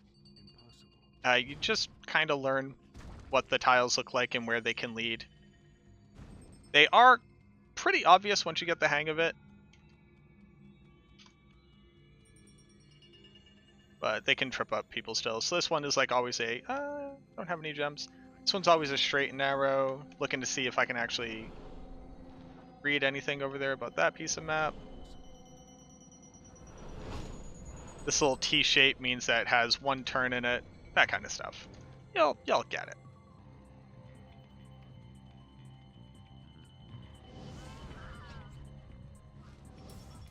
Oh! Immediately empty throne room? Okay.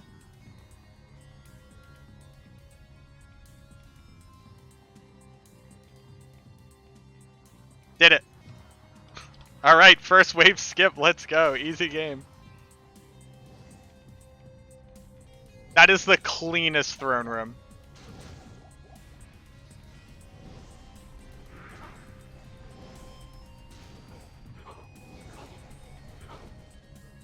That's like actually too clean. Like I want someone to go get a clip of that for me. Clean.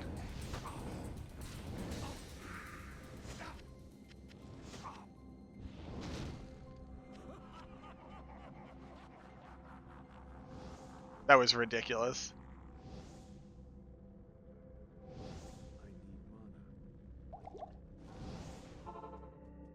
Grab some extra thawing potions. Baal does a lot of cold damage.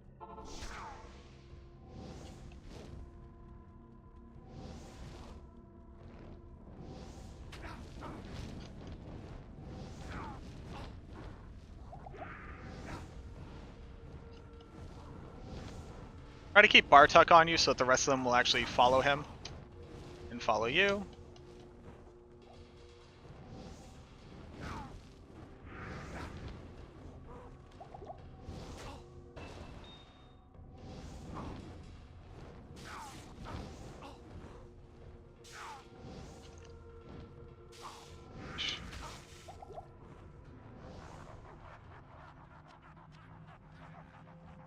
You know what? Let's drop these back down to players 1. These guys are just big. They're big and you really don't want to have to deal with them. A lot of fire res. A lot of health. And the Minions of Destruction also have a ton of res.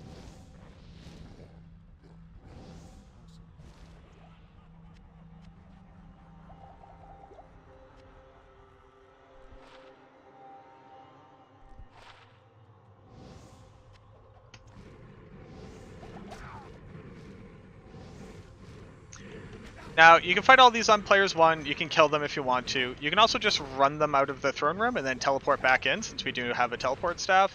And you can also do the Baal wave skip like I did on the first one. That saves a lot of time because Kalenzo is immune to fire. So being able to just completely skip that wave meant that we don't have to go get our mercenary and wait for him to kill Kalenzo, who might just like perpetually resummon his minions right next to him. It would just be a huge hassle. Circlet.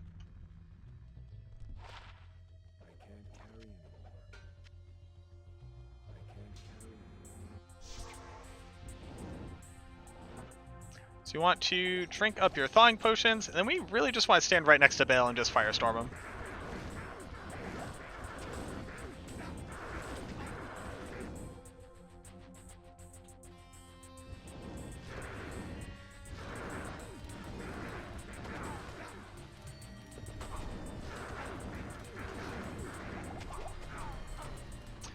The way Firestorm works is that the middle one always goes directly towards who you're casting it at. The other two can also hit that same character, as long as he's close enough together. Ooh, hi. Okay. Chill.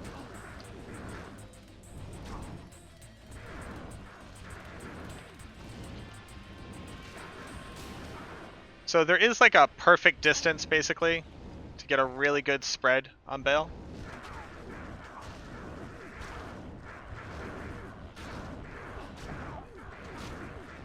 You can kind of hear it there. Like, he's definitely getting hit multiple times per cast. Easy game.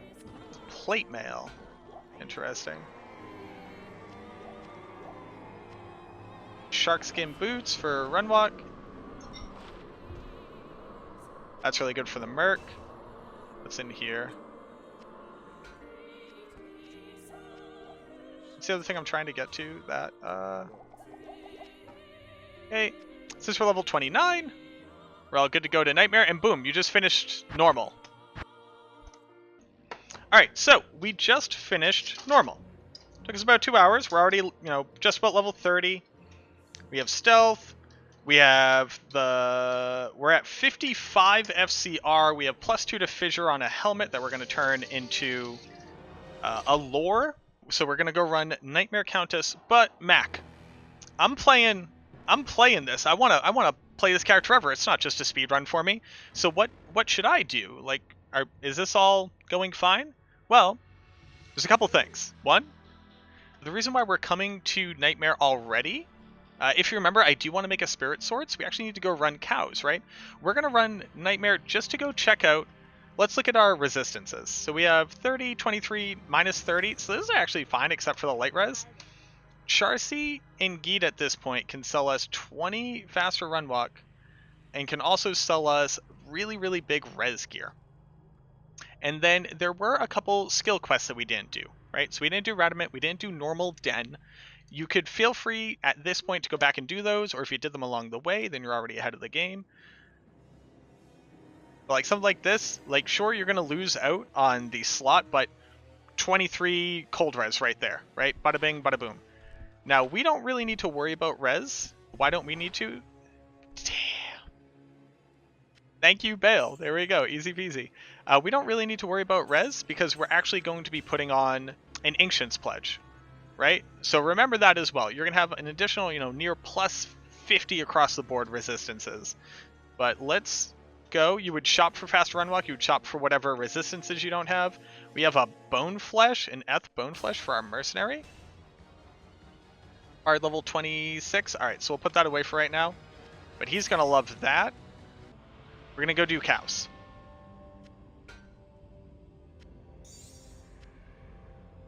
I'm pretty sure we could get away with P8 cows. Is that true? Let's figure it out.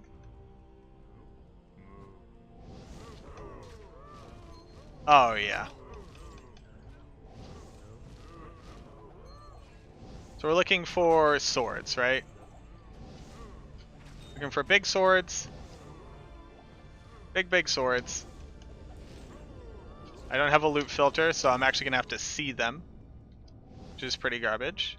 We're also looking for a Thal rune and an Am rune. Not a shale, but I'll take that. We could make treachery, I guess. Run socket quest on shield for pledge or wait for a drop. You could buy a 3-socket shield from Farah in Act 2 if you just shop her. So if you really want to hold on to it, I would do that. I have already used my socket quest to make the shield, but you don't have to do it that way at all. You're looking for a crystal sword, technically a long sword, or a broadsword. But you don't want to use a longsword if you can avoid it. You really want a crystal sword.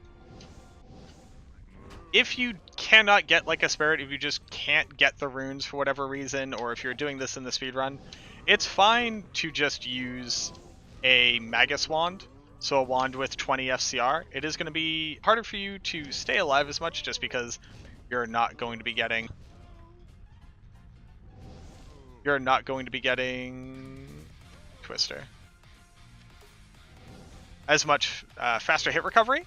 Oh, wait, hold on. Got it, boys. We got it. We got it. Easy peasy. There you go. I will finish this just in case there's an Am rune somewhere in here. Or a Thal rune. But yeah, so chat brought up a couple good points, and I will just reiterate it here. One, don't kill the Cow King if you intend to open up your normal cow level multiple times. That will stop you from being able to open it. So you basically just want to stay away from him. It can be hard to tell, especially if you're a really high damage character, if you're playing with multiple people. You just want to avoid this structure altogether, because that's where the Cow King spawns.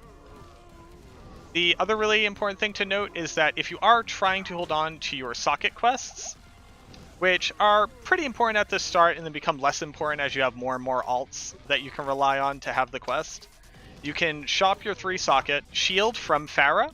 It'll just take you a little while, or it might happen on the first go, you know? You can actually shop it from Charcy, but it will only ever be a large shield,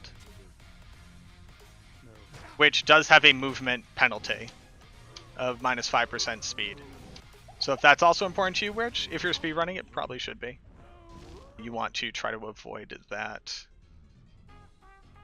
And then you can use your Larzik socket quest to always get 4 sockets from a longsword, a broadsword, or a crystal sword, as long as it drops from the cow level in normal. You can also use ones that drop from particular monsters in Act 5 and also from particular areas of Act 4, but since in-game you can't see eye level, it gets a little dubious to do that some of the time. So I would say just play it safe.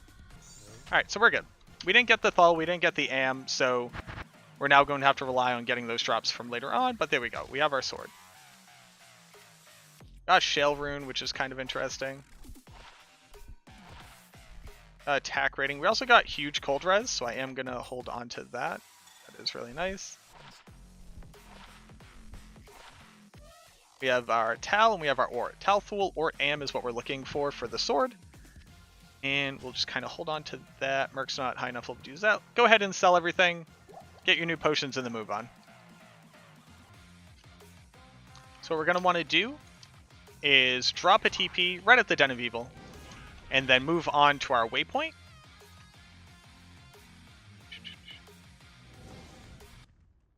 So right here, so this is our Den of Evil, right?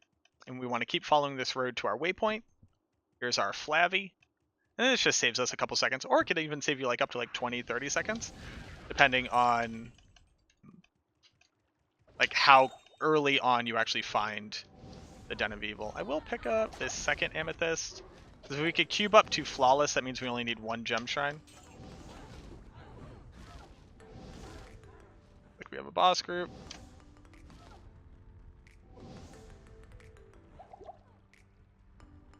That ring.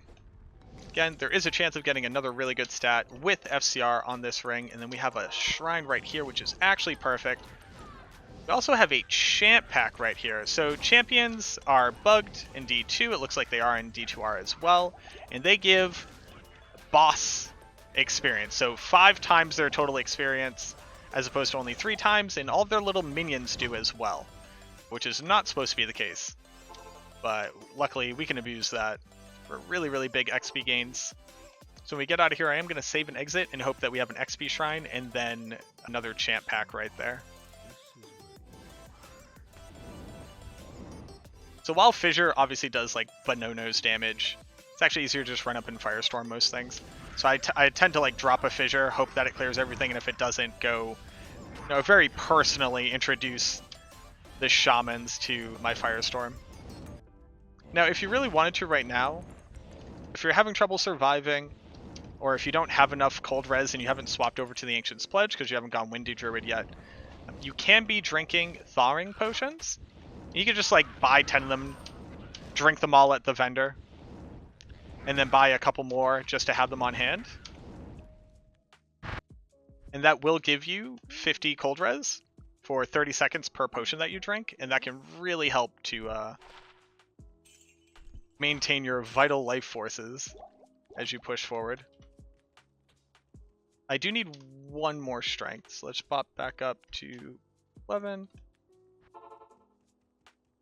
Oh, we got Gem Shrine. Okay. Okay, I'll take that.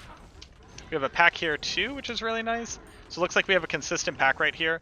This is only on single player, or if you are playing on pluggy and you don't have the maps re-rolling, you can get this kind of layout where you will always have this boss pack here, as long as you don't do something very drastic before coming through this waypoint. So consider farming something like this. Like, oh, I got this waypoint shrine and consistently getting a pack here, kill that a couple times. Get a level or two. At this point, you're definitely strong enough to kill anything that would be there very easily.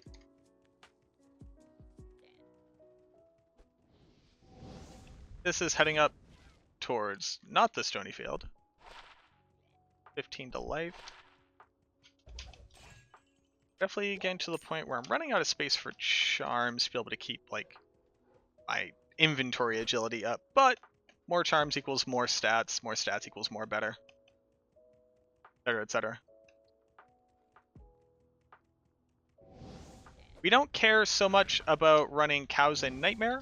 Feel free to like drop a TP here like we did in normal. I'm not really going to worry about picking up boots at this point. We already have 30 run walk. That's just about as good as it's going to get. Now, you can get a rare ring, so that is one reason why you might want to do Tristram. Get that FCR piece with, really good res on it, or life, or magic find. I'm not going to worry about that for right now. Ooh, we got fast boys. We're going to be coming up against a couple different monster types that are kind of difficult for a Fissure Druid to deal with, and who also pose a legitimate threat to our vital forces, to our life force. And that's namely archers and quill rats. They shoot from a distance, so they don't run through your fissure. But if you get far enough away where they can't see you, they will try to walk towards you. So you want to try to cast your fissure in between you and them, and then basically run away from them. If they walk in and they, a couple of them die, you get some experience, that's fine. If they don't, just move on. It's not really worth it until you're a windy druid and you can actually, target them specifically. So we do want to run Nightmare Countess. We're looking for Thul, Am, Ort, and Soul. Ort and Soul, we're going to make our Lore Helmet, +1 to skills, 30 light res, some mana. And then just being able to use a Spirit Sword is just so... you are just so much more powerful on the Druid. Damn, this is sick. That's a setup right there. I can smell where this tower was abandoned. We have a chest right here. This is a super chest, so the higher player count, the better. And it's going to drop a lot of goodies for you. It's pretty much always worth it to go by. Running this far out of the way on the speed run is definitely not worth it, but if you're coming through here and you're trying to get stuff, and you're trying to gear out a character, feel free to go check a chest like that if you ever see this tile piece. We have the pillars on all three sides. So here, right, so we have cold archers, great. You'll see I cast my fissure as far away as possible, and then run away. So she is going to try to walk towards me. There she goes. God, she survived. Damn, she ran through a lot of fissure and survived. That's why it makes it a little bit difficult to deal with ranged units. You don't always have the benefit of having enough space to really run away from them. So you kind of have to make that space. Yeah, I got a couple of them. I'm going to move on. Boss pack. Ooh, very good pack right here. Like I said, champion fallen, worth 5 times XP. We're also on players 8. So these are huge XP for us. So we do have a scenario where I do need to wait, unless one drops. I need to wait for Nightmare Act 5 to actually be able to socket this sword, right? If you actually shopped a 3-socket shield, you wouldn't have to wait.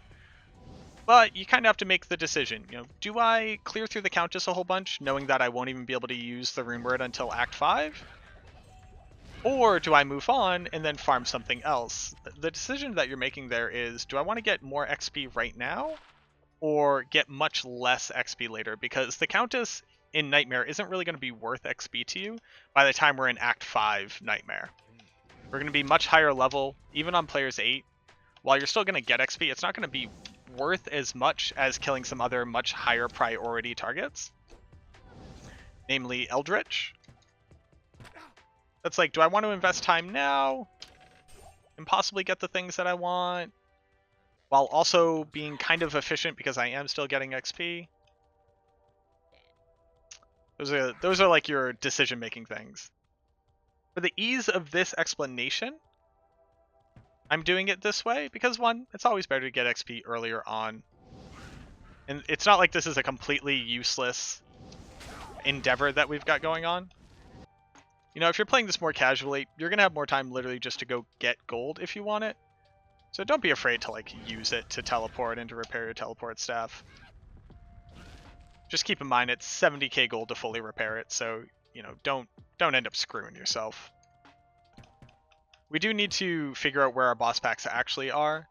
Boss packs and their layout are fairly consistent as long as you are, like, coming from the same set of circumstances. I'll take the flawless Gemerald.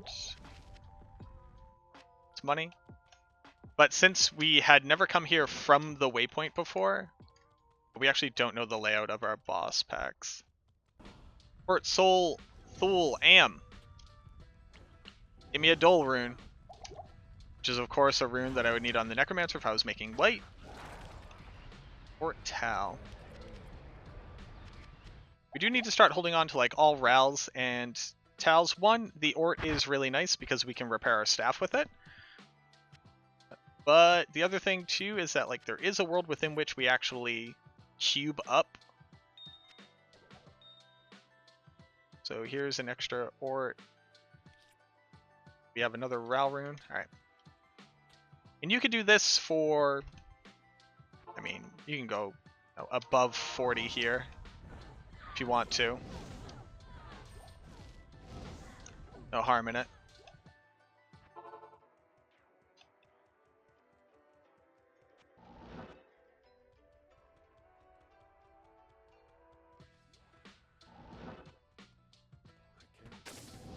Ooh, hi.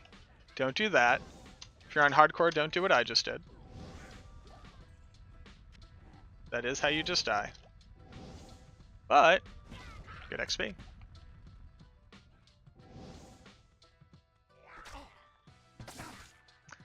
This is why you need that hit recovery. The Druid gets hit like a wet paper bag. Yeah, he cannot take a hit. So the more hit recovery you can have on him, the so much better you'll be in the long run. Alright, so we have our Thul. That means all we need is our Am rune. We still need a Soul rune. Also, we got a Bastard Sword. Wait, no, it doesn't matter. It's not Bastard Sword, it's Broadsword. We have our Thul. One more, and we'll be able to make this.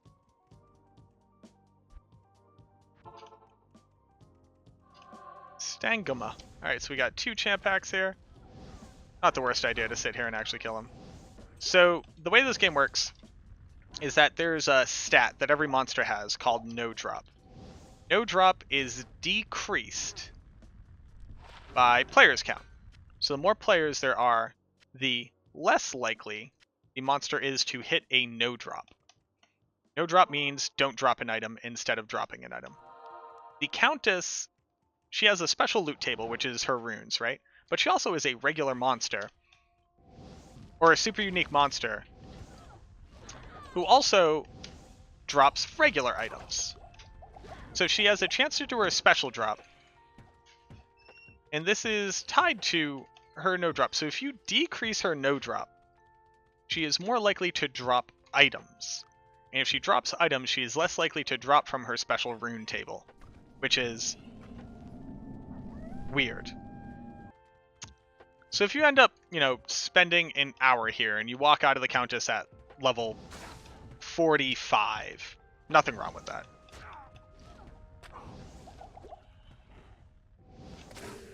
The less experience you have with playing the Druid, if you're online and you have, or if you're on plugin, you have rune words enabled, you know, ladder rune words enabled, the more I recommend taking this time.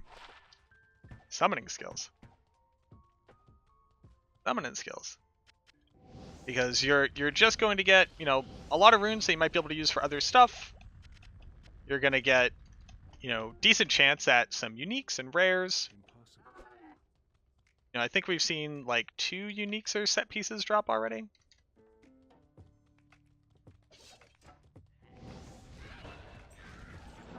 And you're going to get levels. And that's always good. Alright, so at this point, because again, we have our spirit, it would be nice to have Ort Soul as well. Like I said, you could be going up until like level 45 in the Countess. You could definitely keep pushing Countess, especially if you had a setup like that, you're on single player. Feel free to keep doing that. I'm going to move on because the +1 to skills, while nice, it kind of pales compared to, considering we're going to have Spirit, which is just too good. Spirit's so good. So I am not really concerned about the power level that we're going to be at. I guess we could take this. At this point, what do you really imbue? Circlets.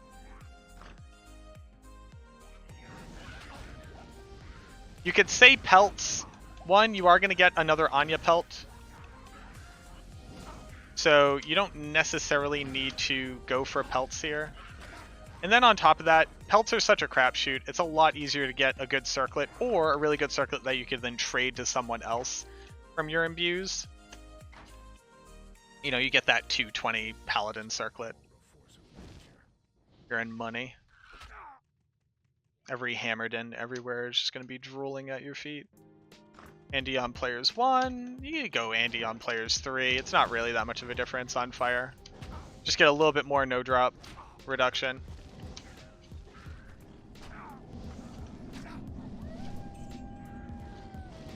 Rounds out, thank you very much for the follow, friend. Appreciate that.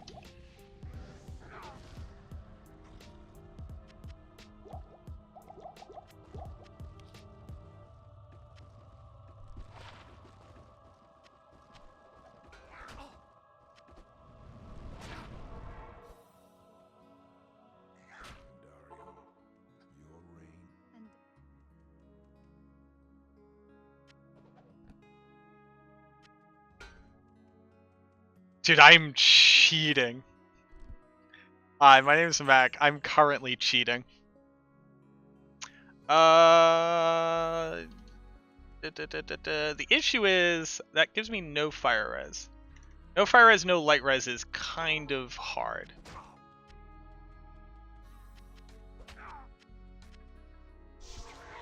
So you go talk to Warriv. Quest bug Andy. Talk to him again. Go to Waypoint.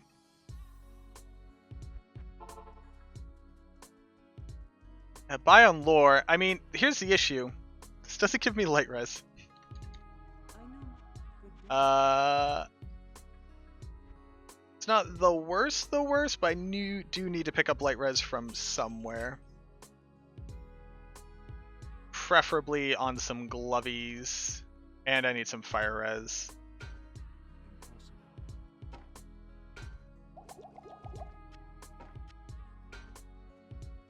I'm gonna have Ancient's Pledge eventually. It's all fine. It's whatever. So, if you're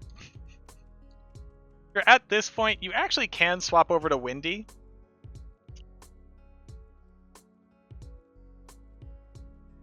You could swap over to Windy at this point, if you want to. I'm not going to. But if you were to do that, that wouldn't be ridiculous. Drop that right there. Hopefully find Waypoint. We didn't get Rye Hills Waypoint. Although it's really not that bad. That was a really fast map.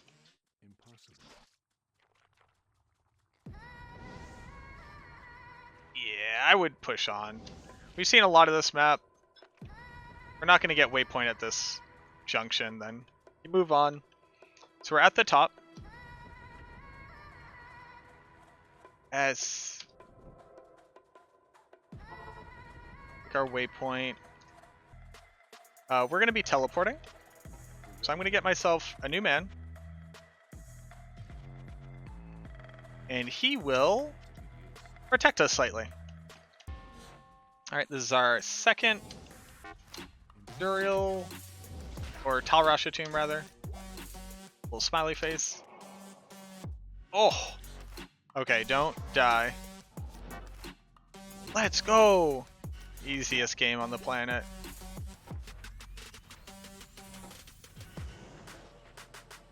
Oh, this game's so easy.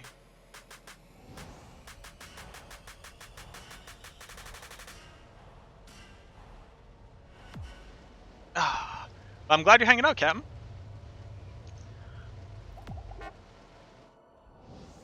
Merc dying is not a problem here. He can die if he wants to.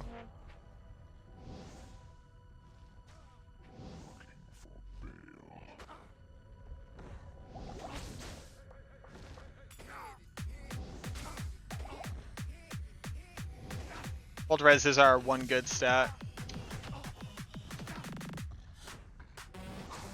I think you want to be 48 before you respec.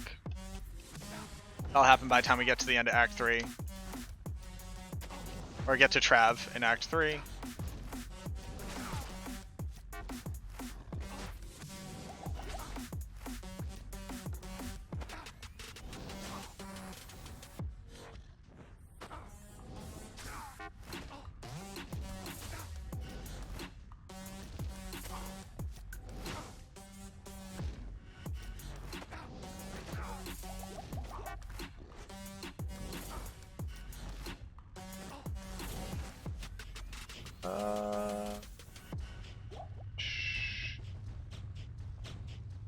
Yeah.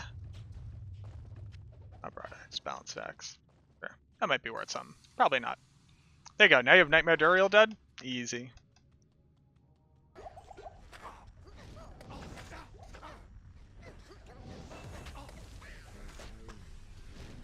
Oh, we got the soul rune though.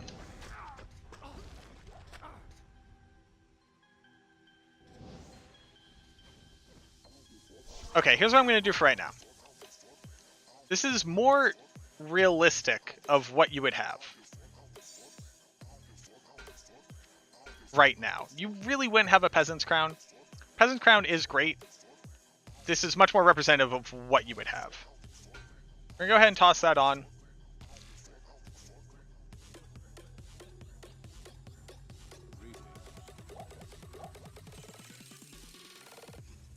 That's why we're doing it that way.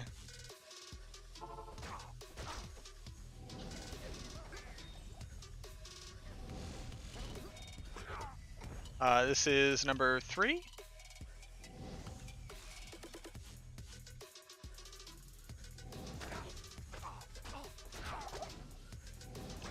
Be the flare.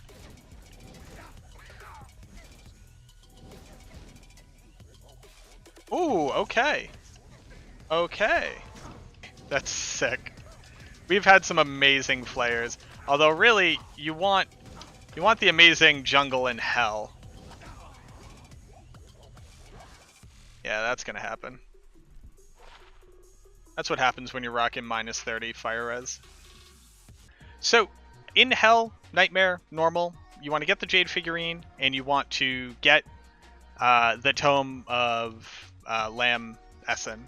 Because you just need that health. The Druid is a wet paper bag. On Hell, you could probably skip it now that I'm thinking about it. But I want to try not to... Alright, so we're going to respec. This is really important.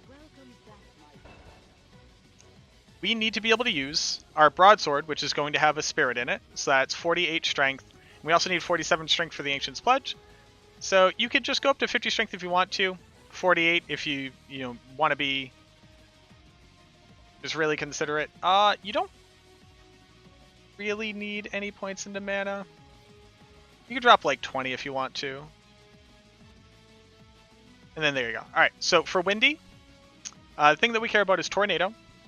So that's Twister, Hurricane, and Cyclone Armor as synergies. We care about Hurricane, which is Cyclone Armor, Twister, and Tornado. So we basically just like go down the line here, right?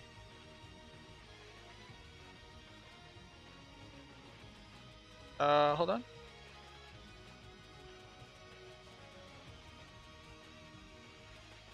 Hurricane. And then we want to put the rest of our drop points into... Ooh, you know what? We also want Bear.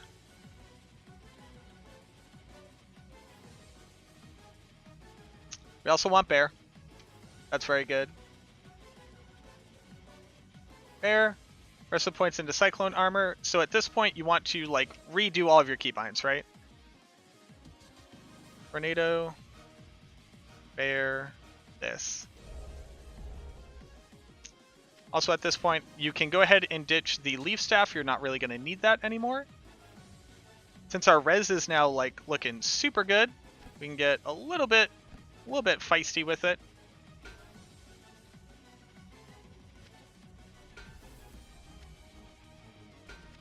I'm gonna throw in the Peasant Crown just to be kind of smooth criminal about it. Oh, you know what? No, I just remembered. Still have to do Spider. Alright.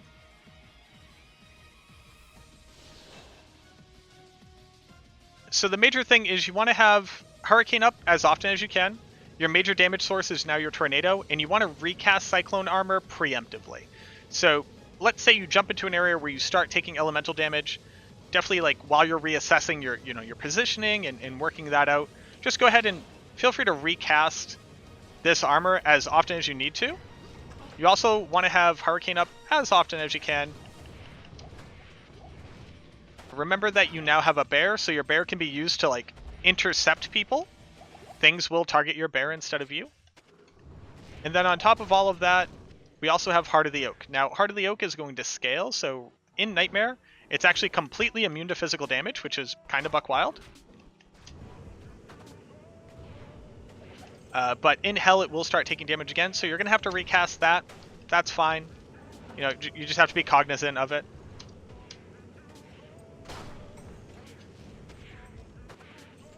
You'll see our Hurricane is already strong enough to kill everything on P1. You just have to recast that whenever you need to. Walking into a new area, make sure you got your Bear, make sure you got your Heart of the Oak. And let's take a look at where we can teleport over here. Cool. Tornadoes are going to move a little bit weird. They move in a random pattern that is consistent with where you currently are on your XY axis and where you're aiming. So if I'm here, the tornado that I shoot while pointing over here will always move in this direction. The tornado that I shoot while pointing in this direction will always move in this direction. But the moment that I move up to here, it might completely change its pattern of movement. So you just want to be aware of that. So we have our eye. Not that. I'm dying. Please save me. And then we're not going to really worry about pushing experience, except in the Chaos Sanctuary. And then eventually in Act 5, we're actually going to farm Eldritch for levels. So you don't really have to worry about them for right now. And once we have our Spirit, this is going to be almost ridiculous how powerful we're going to be. But we have now transitioned into the late game of our build as far as it's going to be before you could start farming and getting a lot of like really, really good pieces to put onto this build. Bone Wand, we still need money.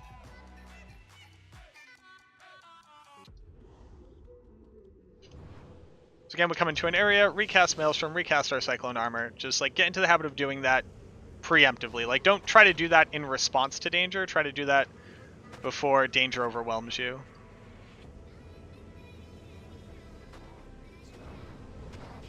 A lot of the times with your tornadoes, the best way to get damage out of them is to literally be right in the face of whatever you're fighting. Sometimes that's your only option.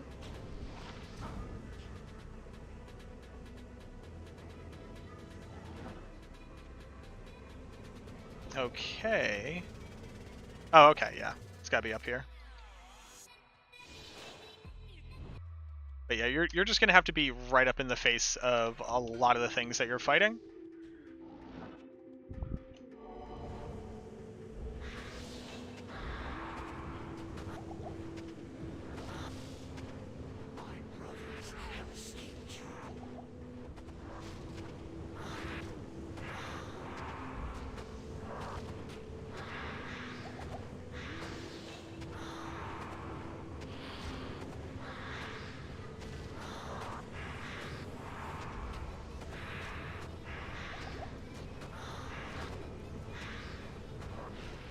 Here we go.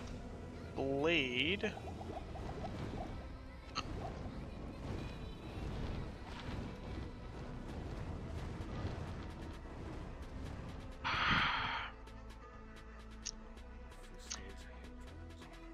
When you're speedrunning this game, in a world where you cannot make spirit, the spectral shard is the best in the slot.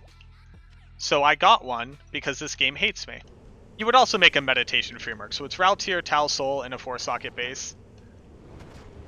And that solves all your mana problems, as long as your mercenary can stay alive.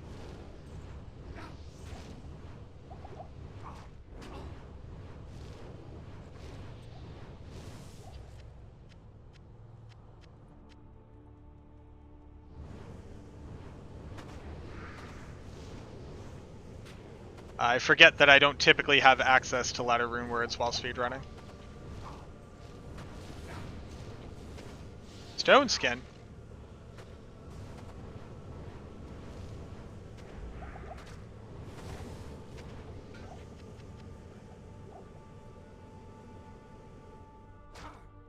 Dude, the FCR breakpoint on the Druid, not only is it hard to get to, but it's a necessity.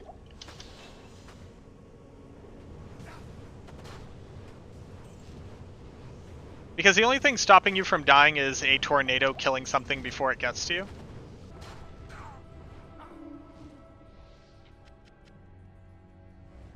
Way too many healing potions. Mana? Rejuve? Rejuve? Rejuve? Thank you. Not even death? Really?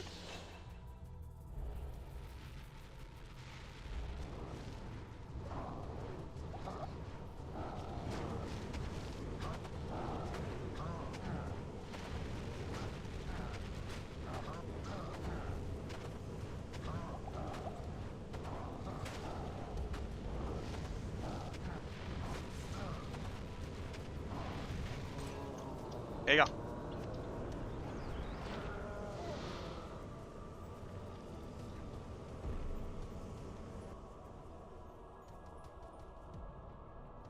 Oh.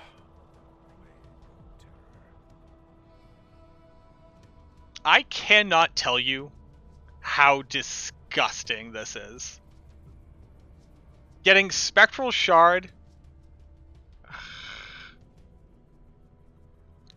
Getting Mage Fist and Spectral Shard and Peasant Crown and a 2-socket +2 fissure helmet.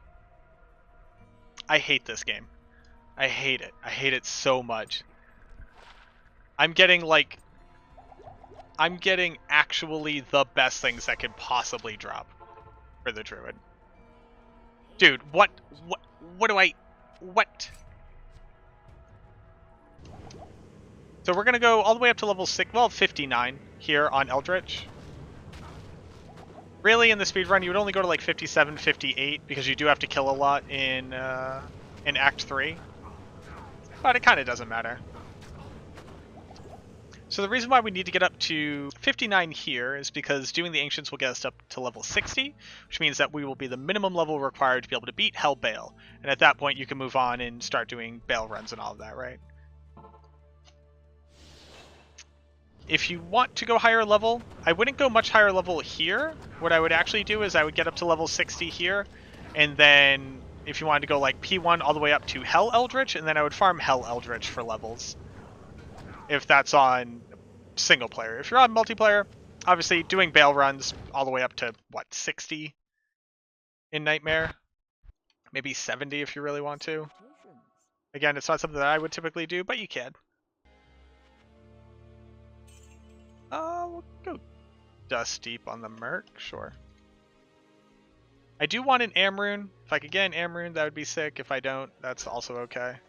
But doing Eldritch, I mean, your levels go by real fast. It'll start to slow down kind of around, 56. But if you're doing it on players 8, then the XP is great.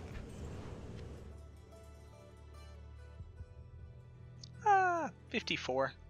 Probably start slowing down a bit, actually.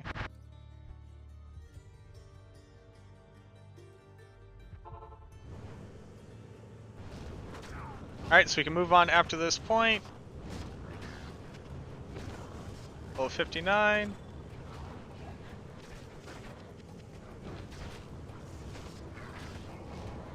Look at him go! Go, Emilio!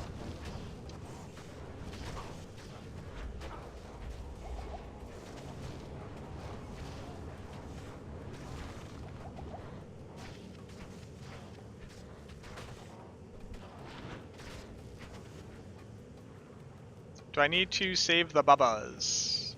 No. I will not save the Babas. Sorry, Babas.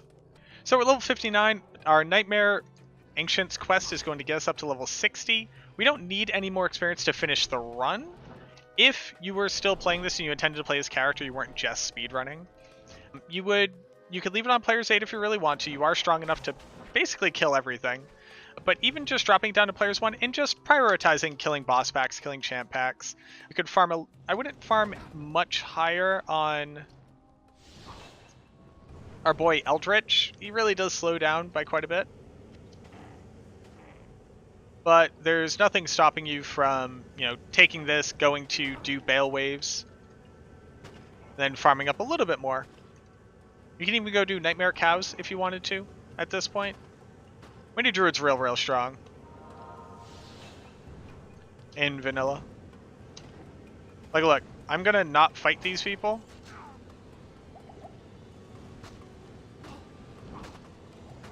This is just our Hurricane. That's pretty buck wild. It's nice to just, always have your bear summoned, always have your Heart of the Oak summoned. They'll kind of get in the way of monsters and stop them from prioritizing or targeting you. So, when I was talking earlier about bugging your mercenary, here's how you do it in case you don't know. Act 2 mercenaries can't open up doors, and when a mercenary can't get to you physically, it'll teleport to you. Once it's teleported to you, creatures that have a melee attack cannot target it. For whatever reason, they just can't see it. So, you open up this door, you go down to jail level 2, or jail level 3, you pop back in, you close the door. Just like that, easy. And then you run over to past this wall until you can't see Emilio anymore. He'll pop over here. Boop, there he is. And now, the Ancients just can't see him. Why? Who knows?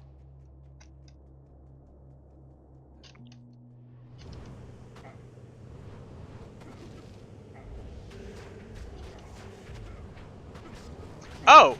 Double bug! Emilio's also invisible to us right now. He is here, he is doing stuff, we just can't see him.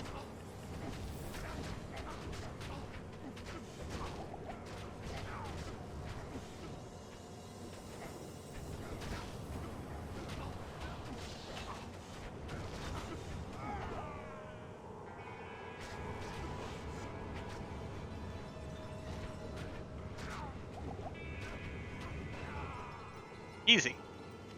Bam, bam, boom. Mom spaghetti, he's nervous, but on the surface he looks calm spaghetti. Ooh, ooh, ooh, ooh, ooh, ooh. Okay, chill, chill, chill, be cool, be cool. Oh, oh no.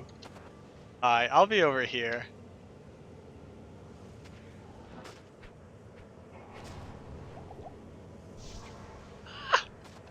I forgot they just explode on top of you. Oh my god. I have an Eth. I have 2 Eths. Alright, so I need an Eth or an Ith. Okay. The Ancients. What do you need? What are you buying? What are you selling? Ha ha ha ha ha. I'll buy that at a high price. But he keeps on spaghetting.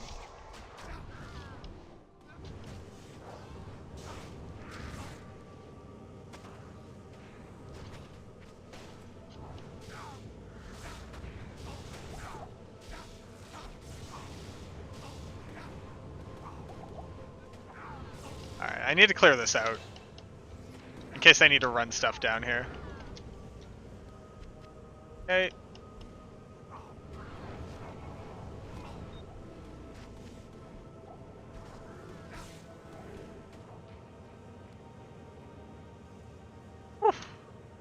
Okay.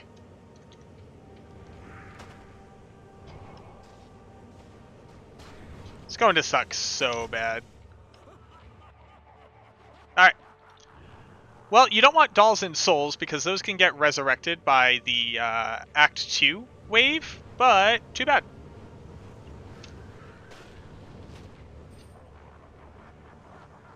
Hopefully you'll just kill them fast enough where it's not really a problem. You can have tornadoes already going through the middle area. They will hit whatever spawns right on top of them.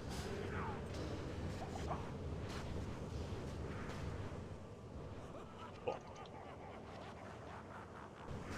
So if you end up using like wave skips, if you're at that point, which you can do online if you want to try that out, you have to have really good ping to have a fair shot at it. Or if you end up killing them, like feel free to run these out, to do wave skips, to kill them like I'm killing them. You really don't need the extra levels. This is again why you typically don't actually go all the way up to level 59 at Eldritch, because you get experience from killing these waves too. But if you're playing with the party, this is going to be a much different experience for you. But just be good. Just cast tornadoes in there. You'll get there. You'll get there.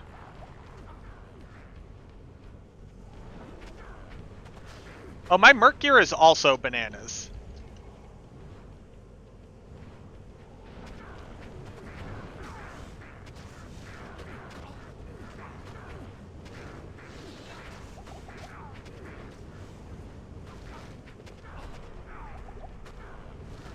So we go full bully, like on everybody else. Get right up in their face, put tornadoes right into their face for maximum damage. These tornadoes can actually hit Baal twice as they're traveling through him.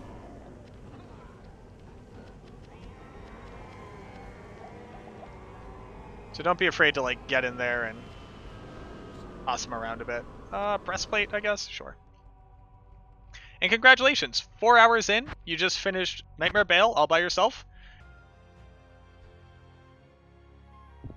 Okay, so we just got into Hell, we just finished Nightmare Baal. What do we gotta do now? Well, like most classes, now that we're in Hell, the real Dark Souls is going to begin here. Let's just start off with what you can and cannot do. On the Windy Druid, very few things actually have outright physical immunity, most notably ghosts, undead, and there's not a lot that you can do about them until your mercenary has Reaper's Toll or access to amplify damage, so you just really can't kill them.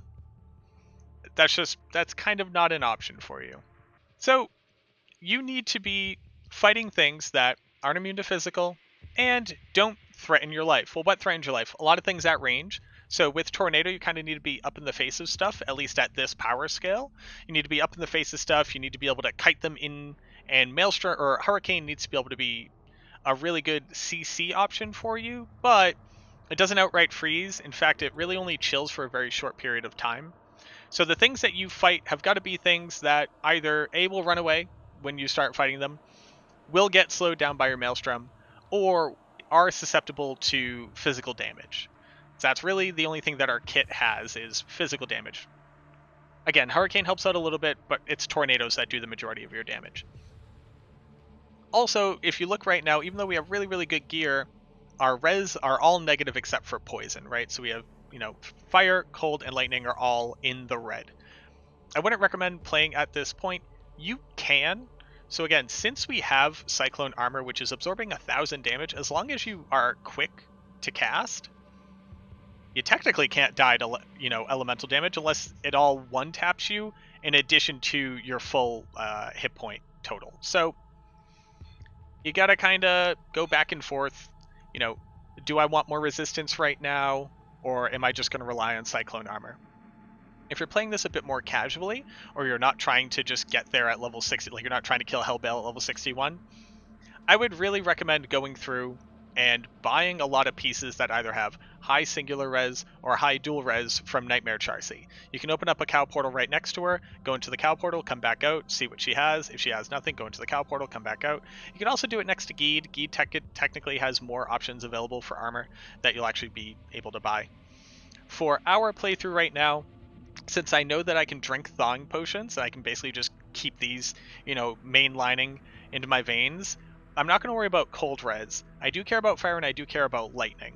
So, what are my options?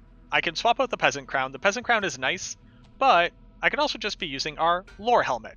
And then all of a sudden I have positive light res, right? And this is, again, something more in line with what you would typically have. You probably wouldn't be looking at the 99 FCR breakpoint, right? You'd probably be looking more at the 68% breakpoint, so you wouldn't have Mage Fist on. And what does that do? That lets you use something like this, 29 cold res, and then all of a sudden my cold res is positive.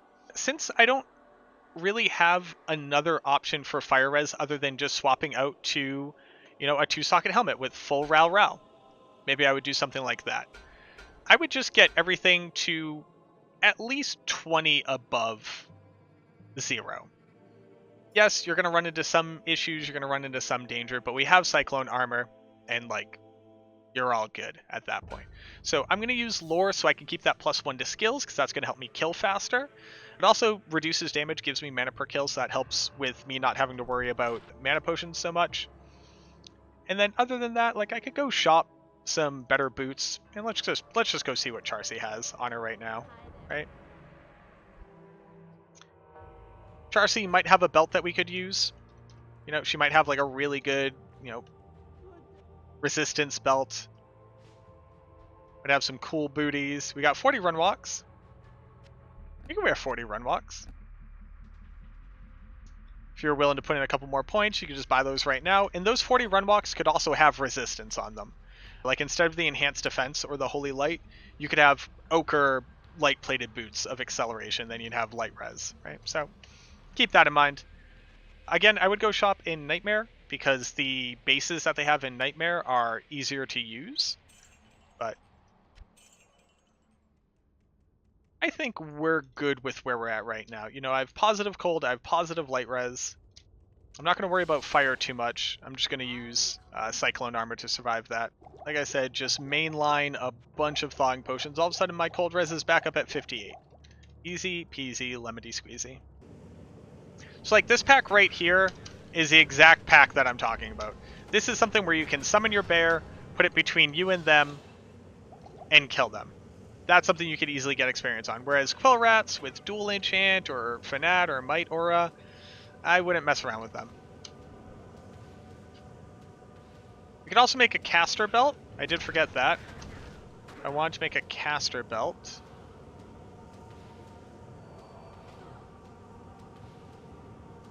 Caster belt could get good res. And this is something where, again, these people are fast moving and will run into you. Just lead them on. They want to run into you, have them run into you. Cast some tornadoes behind you. All in a day.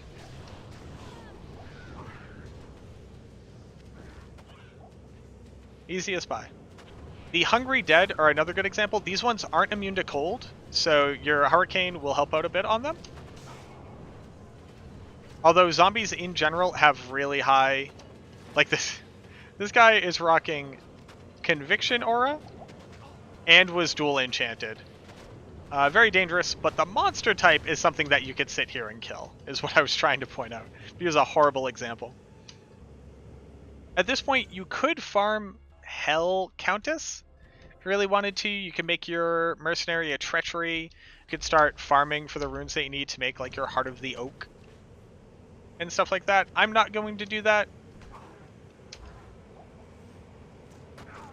But including that pull rune that we got from Hellforge, you can eventually get up there. She does only drop up to Ist, so you would have to cube up.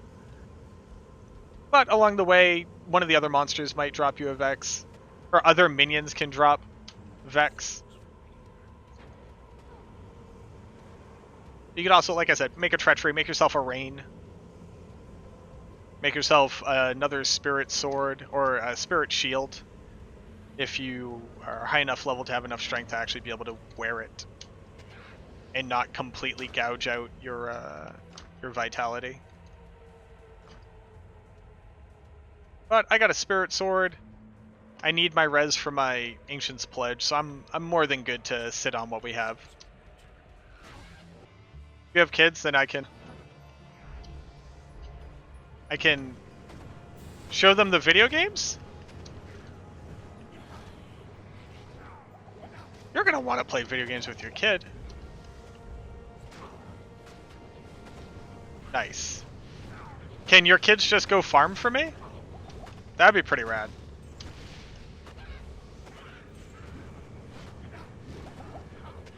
Alright, Andy. Alright. Big Uncle Mac.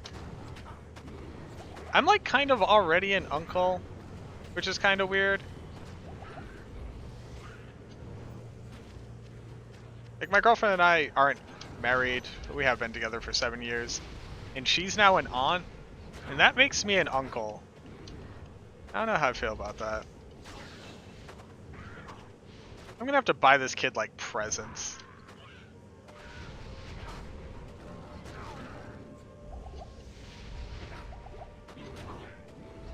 Like, what if they're not a nerd? Because you're 9, you're not gonna jump out the gate buying presents.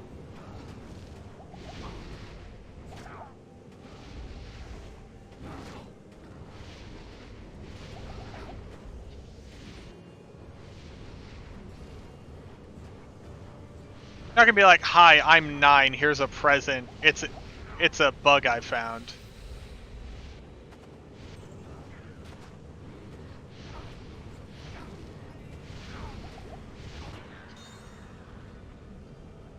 Pretty sick. Ring. This thing. Oh yes, yes, yes. Let's go. All right, boom. You killed Andy. Oh, quick hot tip, because I did this and that was not a smart move. Do not have your hurricane active down here, because your hurricane will set off all the beetles. Get away from me. Get away from me. Get away from me. Ooh, okay. Big moves. Big moves. Big moves. That was nice. Let's go. Easy game. Now you don't have to sit around here. Like, say it's really hot down there, just go back to town. That little animation will run while you're gone. You can go heal.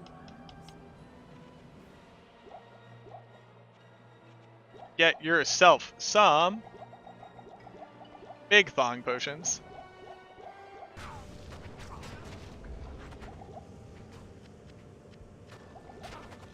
Ow.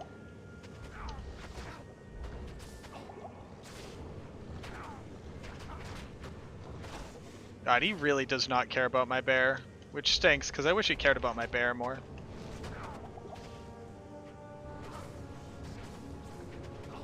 Alright, we got the good angle on him now. Ugh.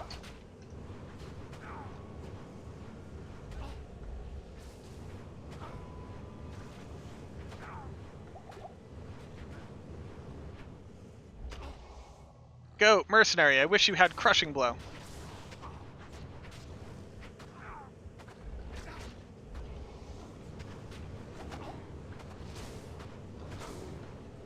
Oof. Oofa doofa. Thank you for the sacrifice. I appreciate that. Dude, look at my bear, not me. Let's go. The easiest of games. Just do that. Alright, so you just killed Duriel. You only have to kill 3 more bosses, and then you can do whatever you want in this game.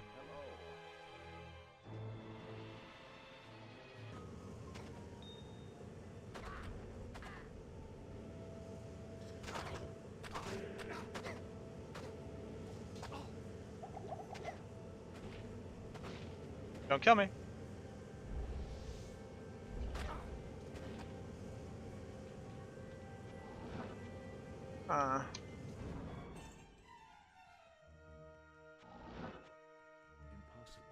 Interessante. We have gotten the wildest spiders.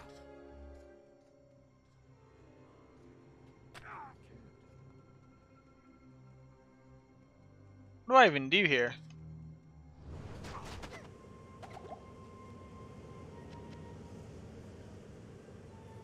Just be the waypoint. Just be the waypoint. Just be the waypoint. If you're the waypoint, then I can just be... I'm free. If you're the waypoint, then I'm safe. Oh, it's looking good, boys. It's looking waypointy, boys.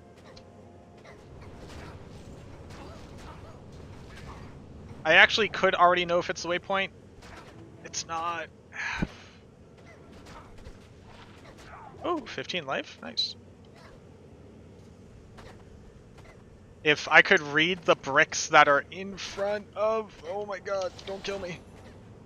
If I could read the bricks that are in front of that little opening, I could have already known where the waypoint is. Or whether or not that's a waypoint. But I don't. Alright, now this is the waypoint.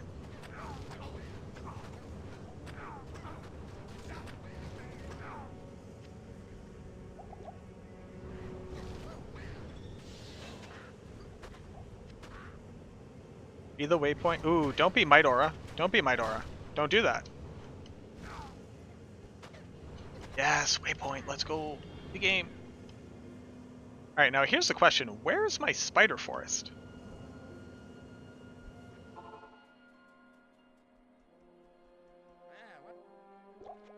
Or a spider cavern?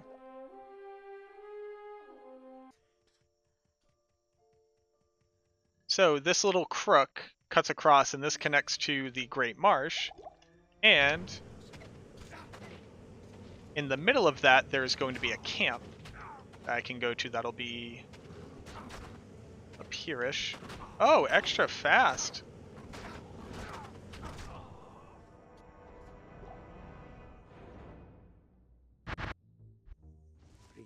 That's cool. That's cool. I like that. I liked when that happened. Dude, that extra fast pack. I saw it and I saw we were going into Thornhulks and I was like, big F, boys. Look at me reading the tiles. Let's go.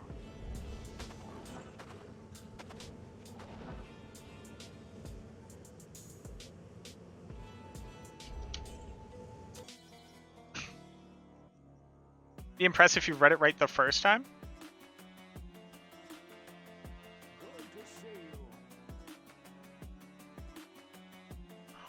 Finger! What are you doing? So, Act 3 Hell is kind of where this happens a lot. You just kind of hope that there isn't stuff in between you and where you need to go. Oh, I'm going to need more TPs though.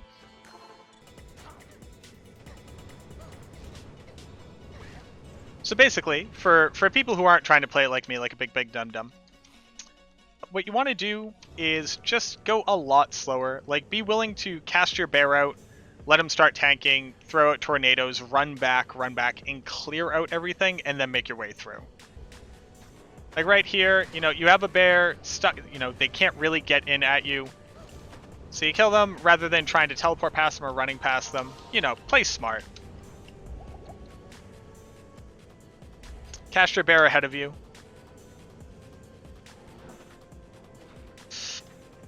Oh, that was bad. Oh, that was real bad.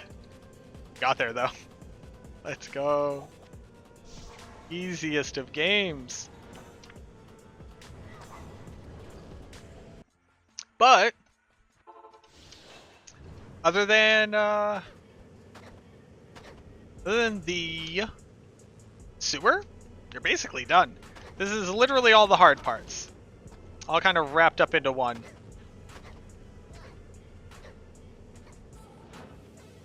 I'm reminded of the advice that Kano and ERT gave me when I started speedrunning Druid, and that was, don't expect to be able to teleport in Act 3.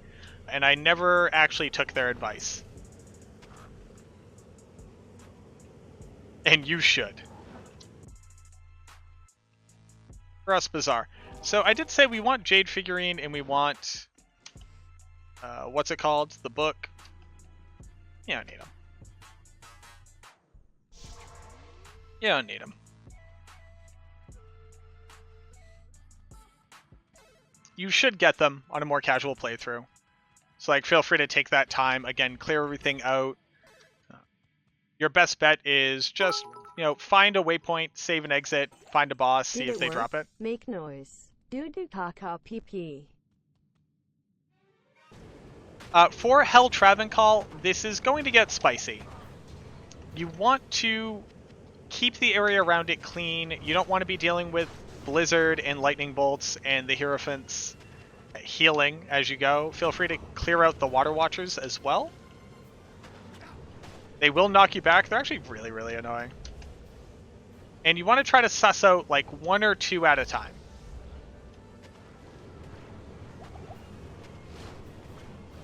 Just tease them out. Just tease them out. Be like, hey, do you like this bear? Isn't it a cool bear? Hey, look at that. There's one. Oh, now there's 4.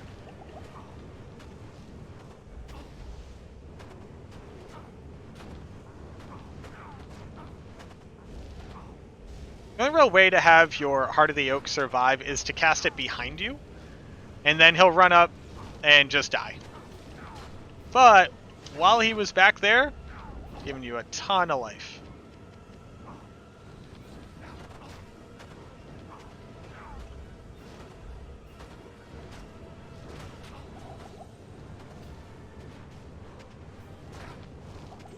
And then once you actually have the Kaleem's Flail, it really comes down to how comfortable you are trying to like teleport in there and get a little rowdy. If you're feeling comfortable, get in there. If you're not, maybe kill a couple more.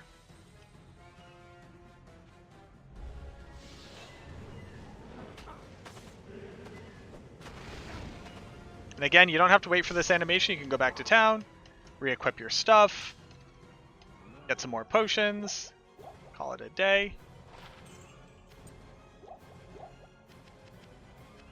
Okay.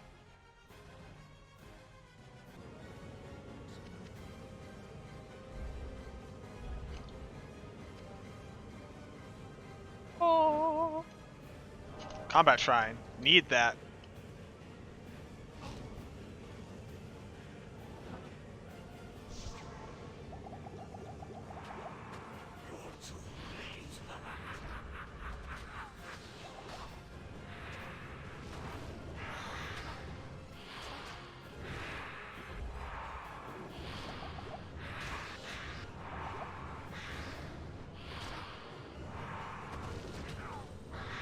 You just run up and you just punk Mephisto.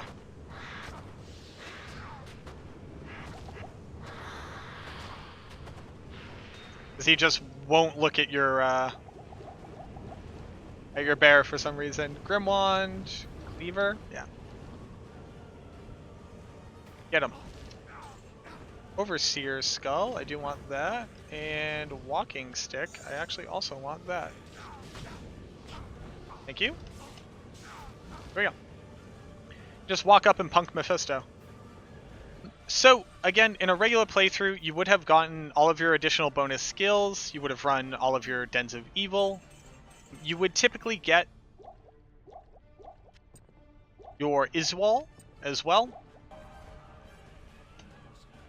Oh, finally got good Act 4 maps. So when you have, well, kind of depends.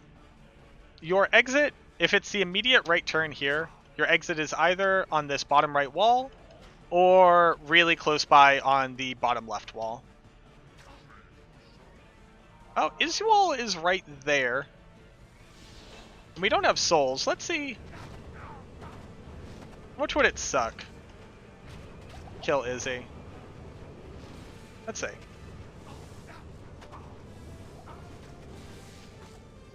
Jmod? Jmod? You know what? Nah, we're not. I'm over it. Let's go.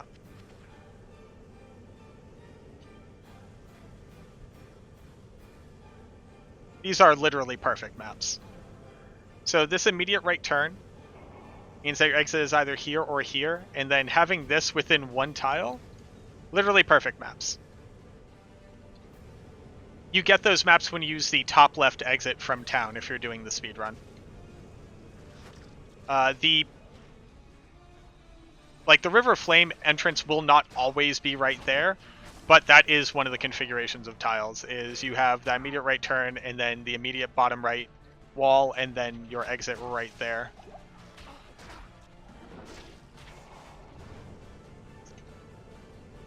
So again, here I would really recommend just like generally clearing out a lot more rather than just trying to teleport past and run past.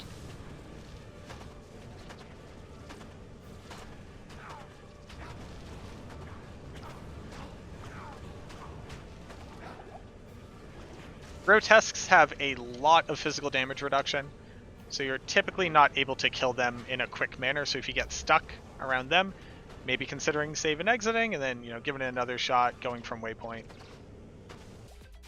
Okay.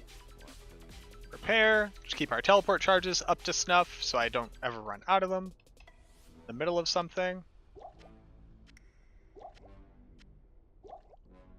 Okay. We never got that am tier, which really stinks. Here, if you are going for time, you can feel free to just try to teleport all the way across, honestly.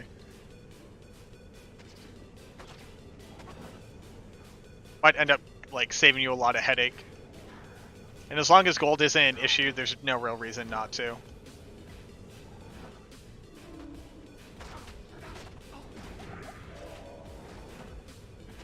You might have a packed entrance like that, which is no bueno.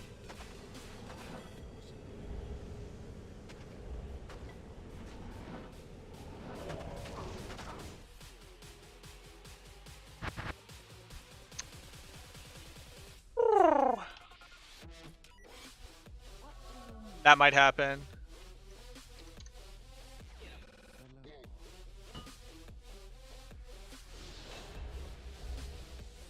We had really high density there in the Chaos Sanctuary. If you're hitting that and you're playing single player, feel free to reset that. Like, save and exit, go again, see if the next time you go in it has less density. Your map seed doesn't always have the same density in here. It does roll a random number. It rolls a random number, which has some pieces of it derived from your seed, but it's not always going to be the same.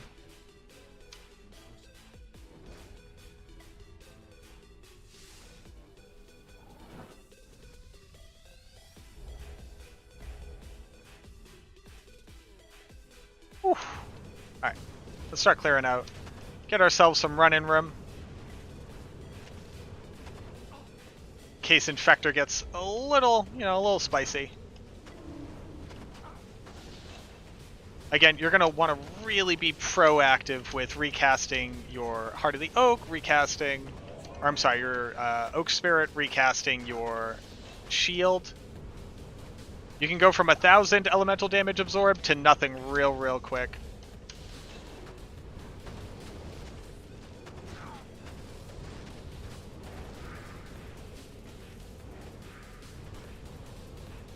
Oblivion Knights are by far the biggest threat to you. Oblivion Knights just suck.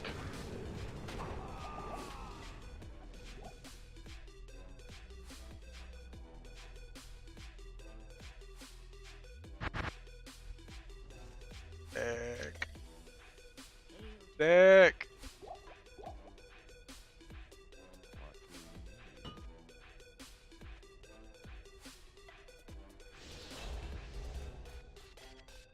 Be more patient than I just was.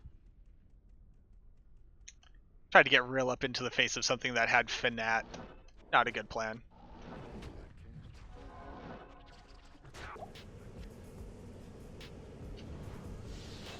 Alright. Alright, round 2. Leave a TP.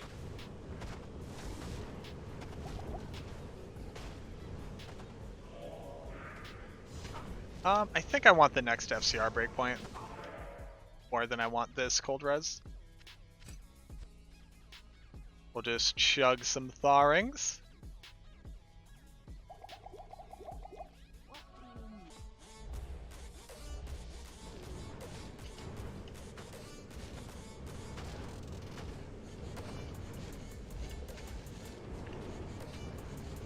I really only care about Infector, so if he could just die, that would be great.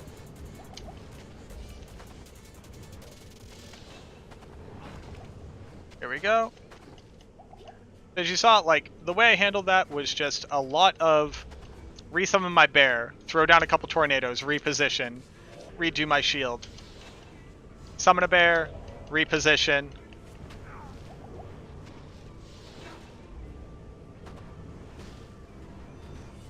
Alright, I think we just have to clear out this, actually.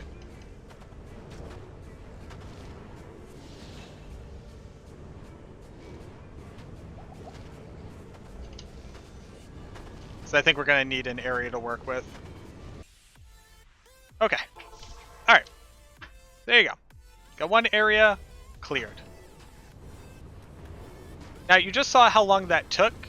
You don't want to have to do that again, right? That's a huge time waste. So, one of the big things in the Druid Hell speedrun that I've taken away from it is be patient and clear stuff. Just clear stuff. You're gonna kick yourself in the teeth if you don't do it. Once you've gotten one boss down, if it means taking the extra 2 or 3 minutes just to clear out the Oblivion Knights and make a nice little safe arena for you, do it. It's worth it. And believe me, it's taken a lot of my willpower to not just like teleport in, pop the seal, try to teleport out. But be patient. You're gonna end up wasting a lot more time if you try to go super fast through here. Unless you have, like, bananas gear. And our gear is already pretty bananas. Like, other than lacking resistances, at this point, you really can't expect to be having more plus to skills unless you spent a lot of time in the Countess. So...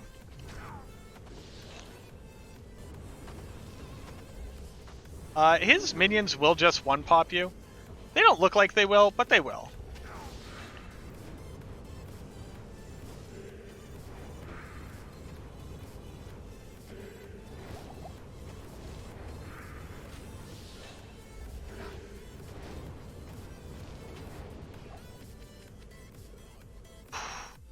Okay. Now you got 2 down. You're even more invested. See, I got super spoiled. My first Druid speedrun, where I was doing BNS, so that meant that I could have a Spirit. I got Spirit, like, on my way to Nightmare. Like, it all just dropped for me. And then on top of that, my Chaos was super empty, and I just did, like, a 5-minute Chaos. In Hell. And everybody who watched it was just like, how did you accomplish that? I'm like, I don't know, man. Apparently I'm just like a Druid savant. I was not.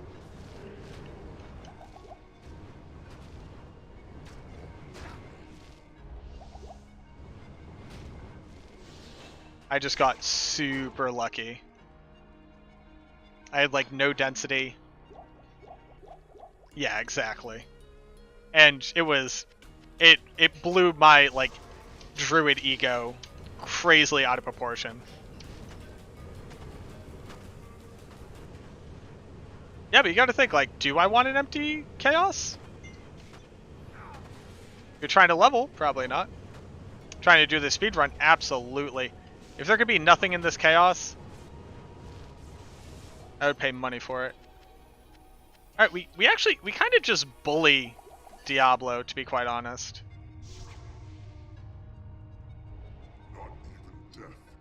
Yes, if you drink multiple, it adds their total timer together.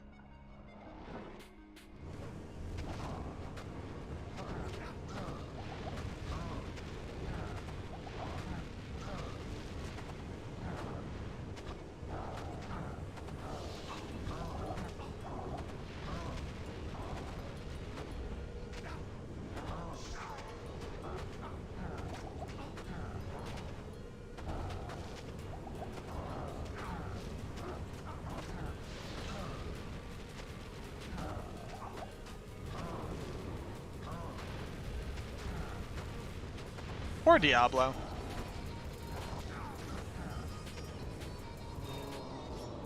There you go, you just killed Diablo. Infinitely easier than everything else in here. Here you go, here you go. Okay, so you have Diablo dead.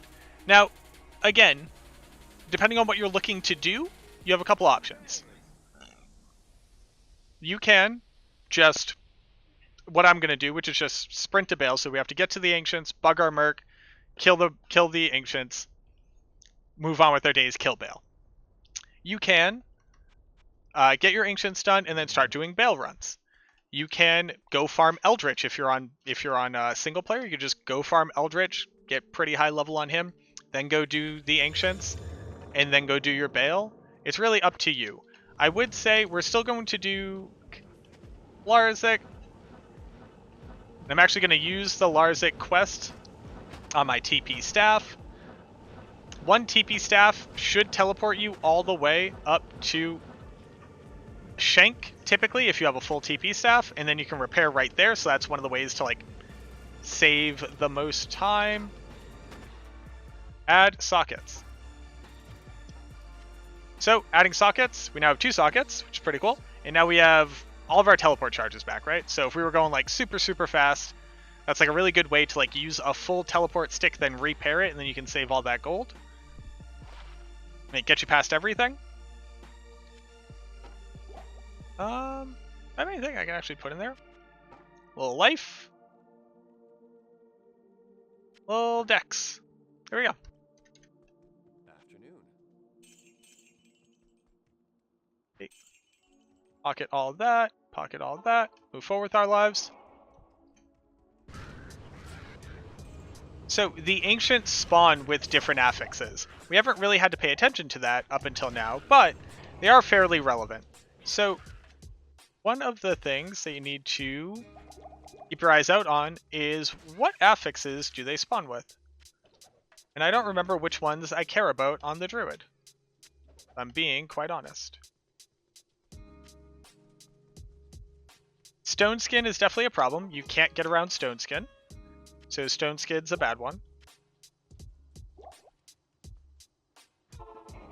I really wish I had gotten the waypoint, but I didn't. Now we're here. Alright, so it looks like Stone Skid is just not doable, right? We really only have physical damage. Oh, why didn't I do anything? We really only have physical damage. So if any of them roll Stone Skin, you just kind of can't deal with them. So you have to reset them there. If they have like Might or Fanat or super extra fast and it's really hard to deal with them, that's also a problem. And you actually don't cheese them, right? You actually just run them in a circle and tornado them.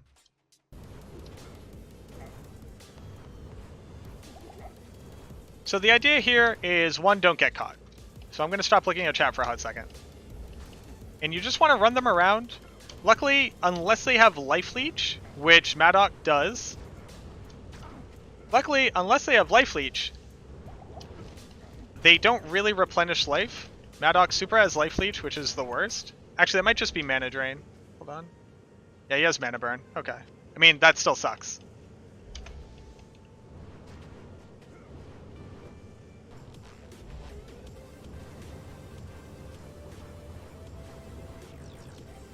Oh, that was a really good line.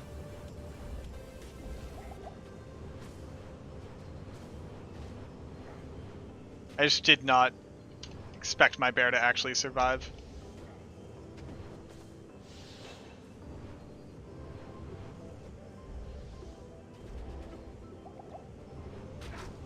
Oh, hey. Hey now, you're an all-star.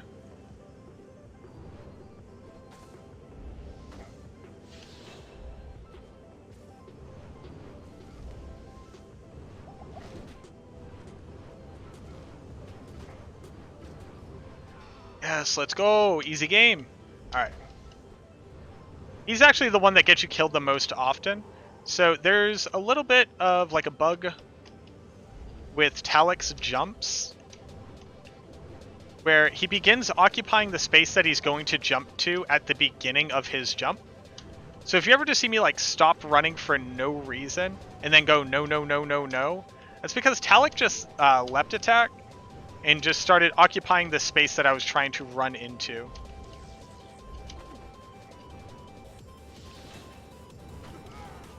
Let's go. Easy game. Alright, now just don't die to Talik like a dum-dum.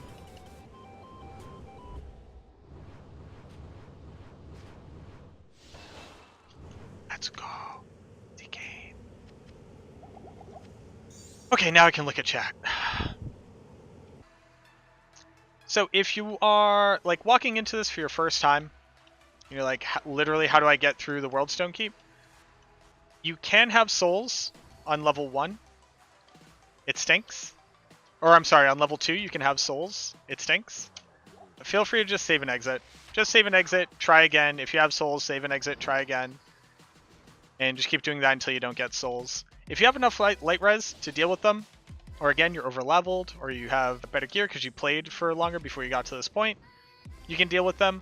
But souls are just the bane of your existence if you're trying to get through here on bare minimum. And there can also be souls here. So just hope you don't have them.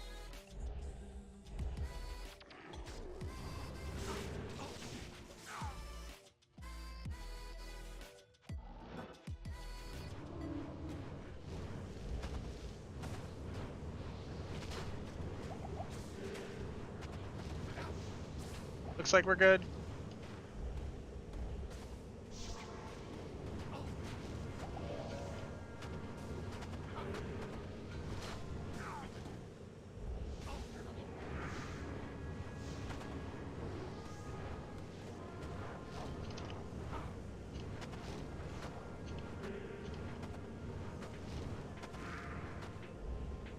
Damn. Big piles of people here, boys. So, like most areas where it starts to get dicey, take it slow. Take it slow, make it happen. Nobody's gonna come judge you on how fast you clear the throne room on your single player. Unless you are speedrunning, in which case, take it slow, but take it fast. Slowly go quickly.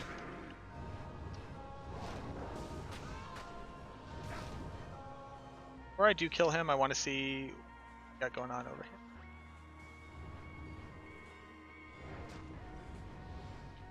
Okay.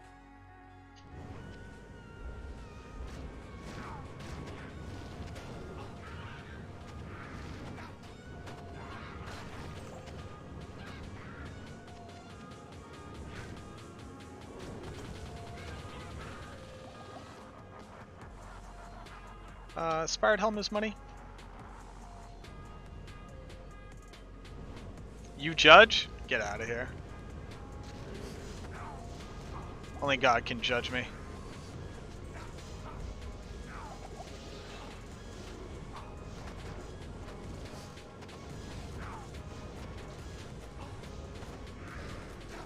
If I just start going really hard, like... Ooh, ooh, ooh, ooh, ooh. Now what if, hear me out, we didn't do this, and instead we did something else?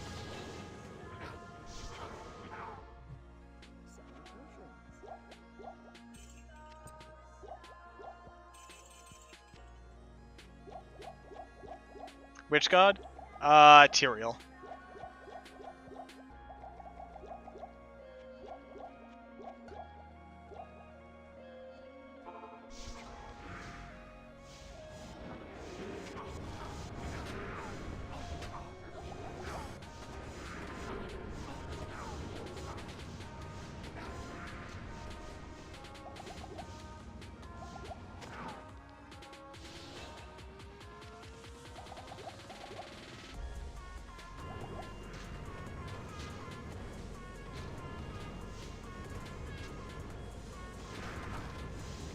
Wait, where? He had teleport?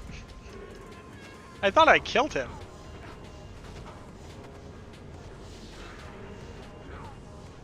Bro, cut it with the teleporting.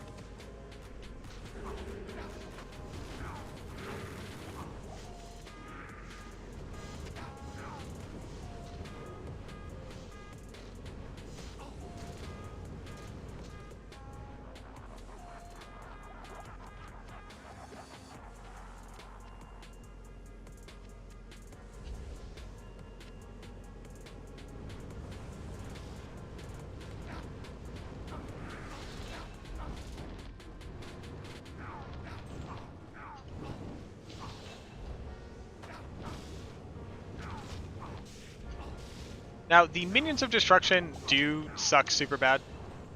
If you are not in a group, if you're doing this solo and you are trying to do this at like minimum level, I would highly recommend running them out. The next wave also really stinks, I'll be honest. They have very high PDR. So if you want to run them out as well, I would do so.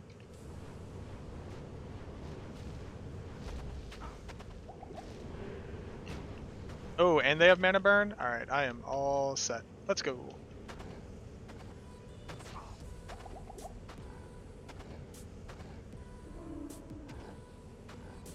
Get these men all the way out here. Ooh.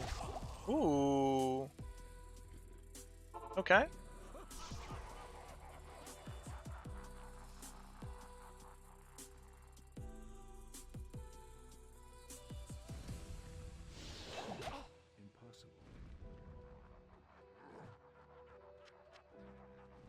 Okay.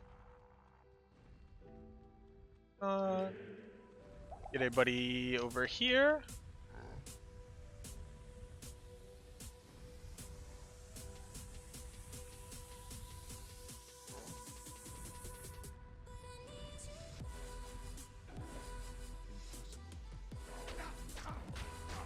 So there's that.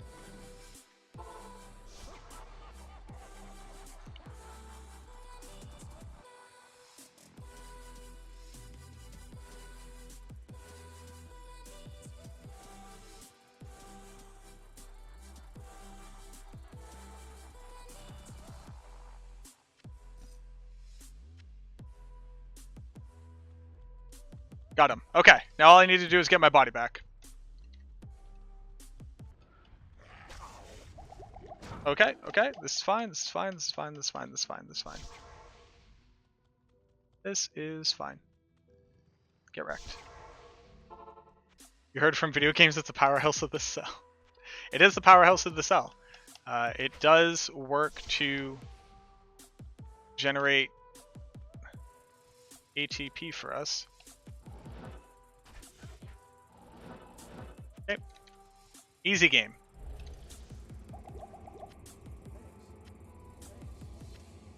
What are you fighting?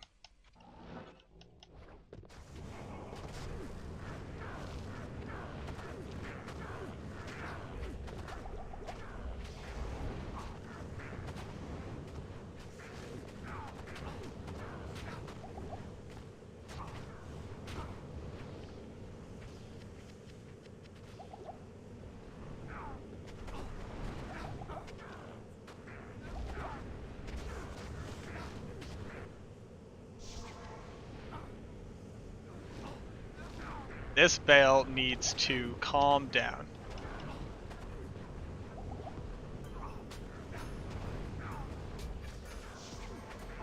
Baal? Chill, dude.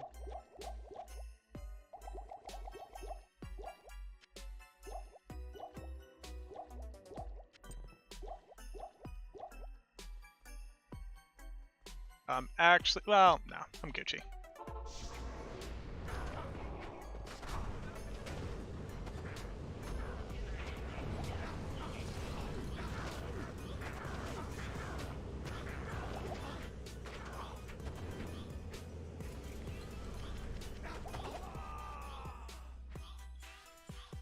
Oh, Baal.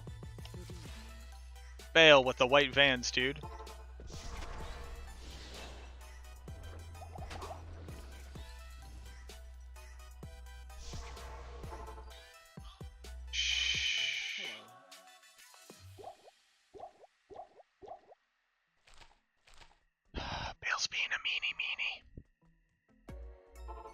So hopefully your Baal is not as buck wild as this one.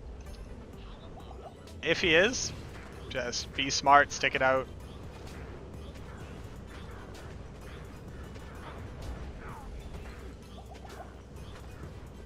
Make sure you have a good line on him. You're doing decent damage. Keep your bear up.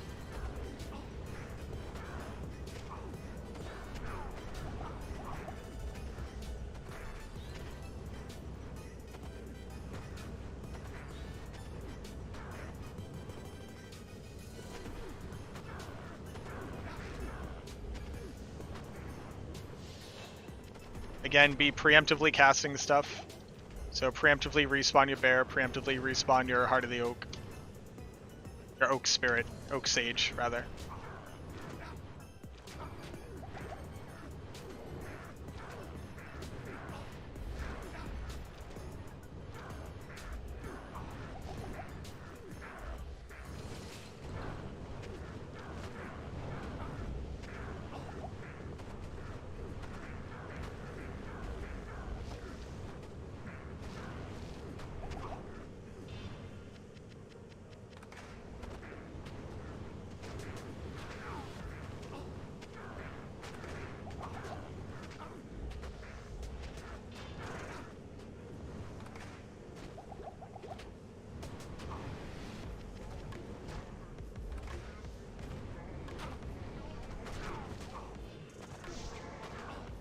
Also, like, go back to town. Take a second. Get yourself some more potions. Like, don't die a hero out there.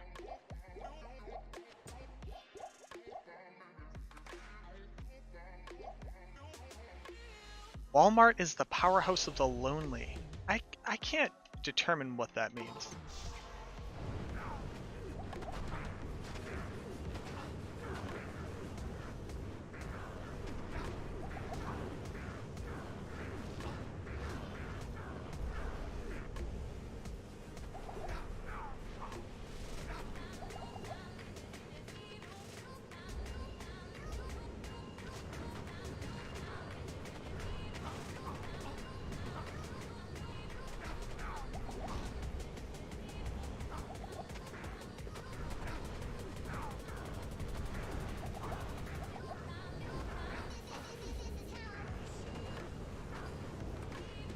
I keep thinking that somebody is joining my games every time it tells me the SOJ warning.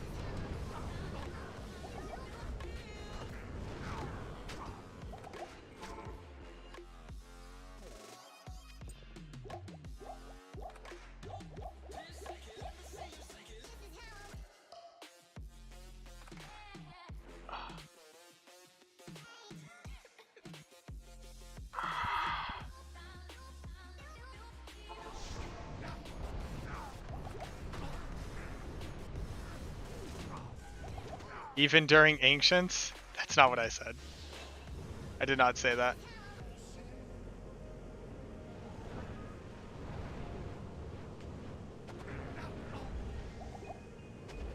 This is for specifically the Baal fight.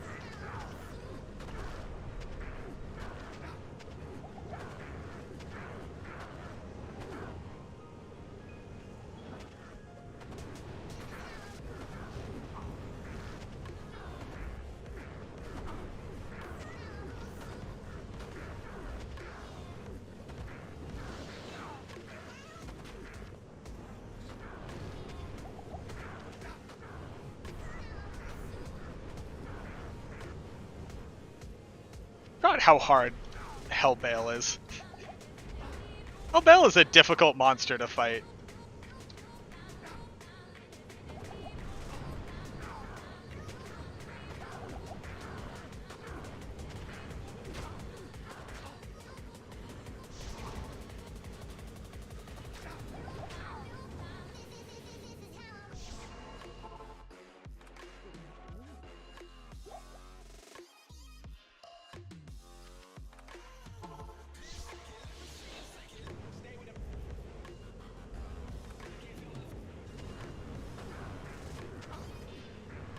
If you have no source of slow and crushing blow. Let me just quickly get ahead of anybody who's about to start trolling.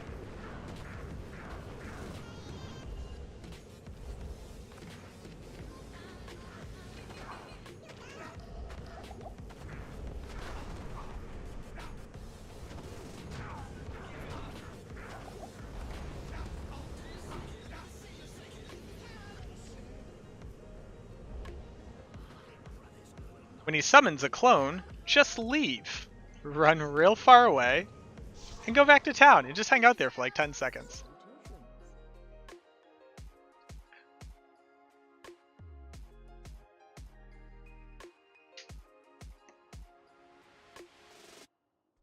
Just craft? Just craft. Go craft it. Get to crafting, everybody. Oh! He did it again. That's okay. I mean, we made it this far without him summoning a clone, which is actually pretty good.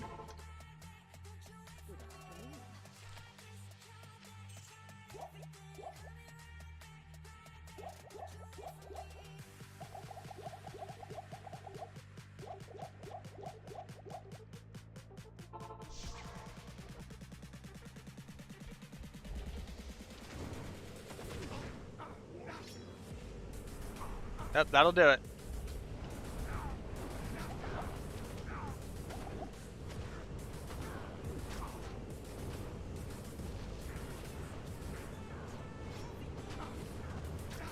Are you getting hit? You don't look like you're getting hit. Well, it's even worse. You look like you're getting hit, but your life bar wasn't going down.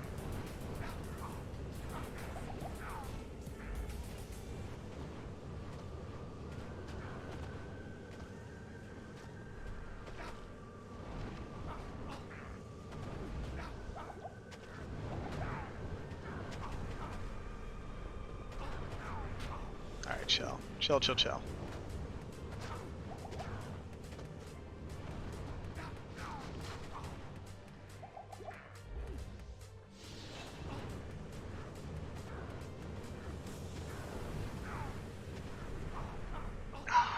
Really gonna make me go sell stuff. Alright, bud. Mac and cheese? I would eat mac and cheese right now. Yeah. I would mess up some mac and cheese right now. The shell rune. The hell rune. This will get me money. Bear AI? Dude, I like all the AI in this game is terrible. There's no two ways around it.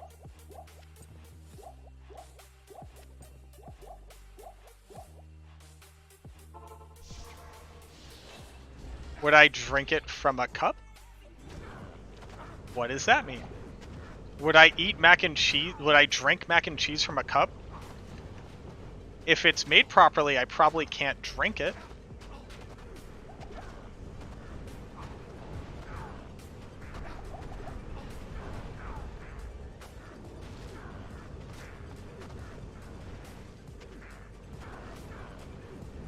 Nonsense today. Big nonsense boys today. Go, Baal. Get killed by my tornadoes. Don't move. Don't move. Don't move. Just stay right there. Stay right there. This is fine. We're fine. Everybody is fine.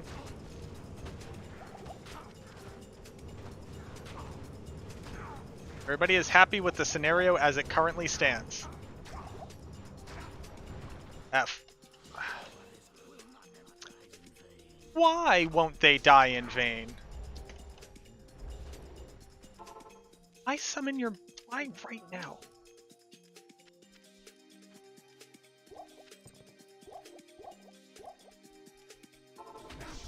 Now, call me crazy. What if they totally died in vain? What if that happened? How would you feel about that exchange?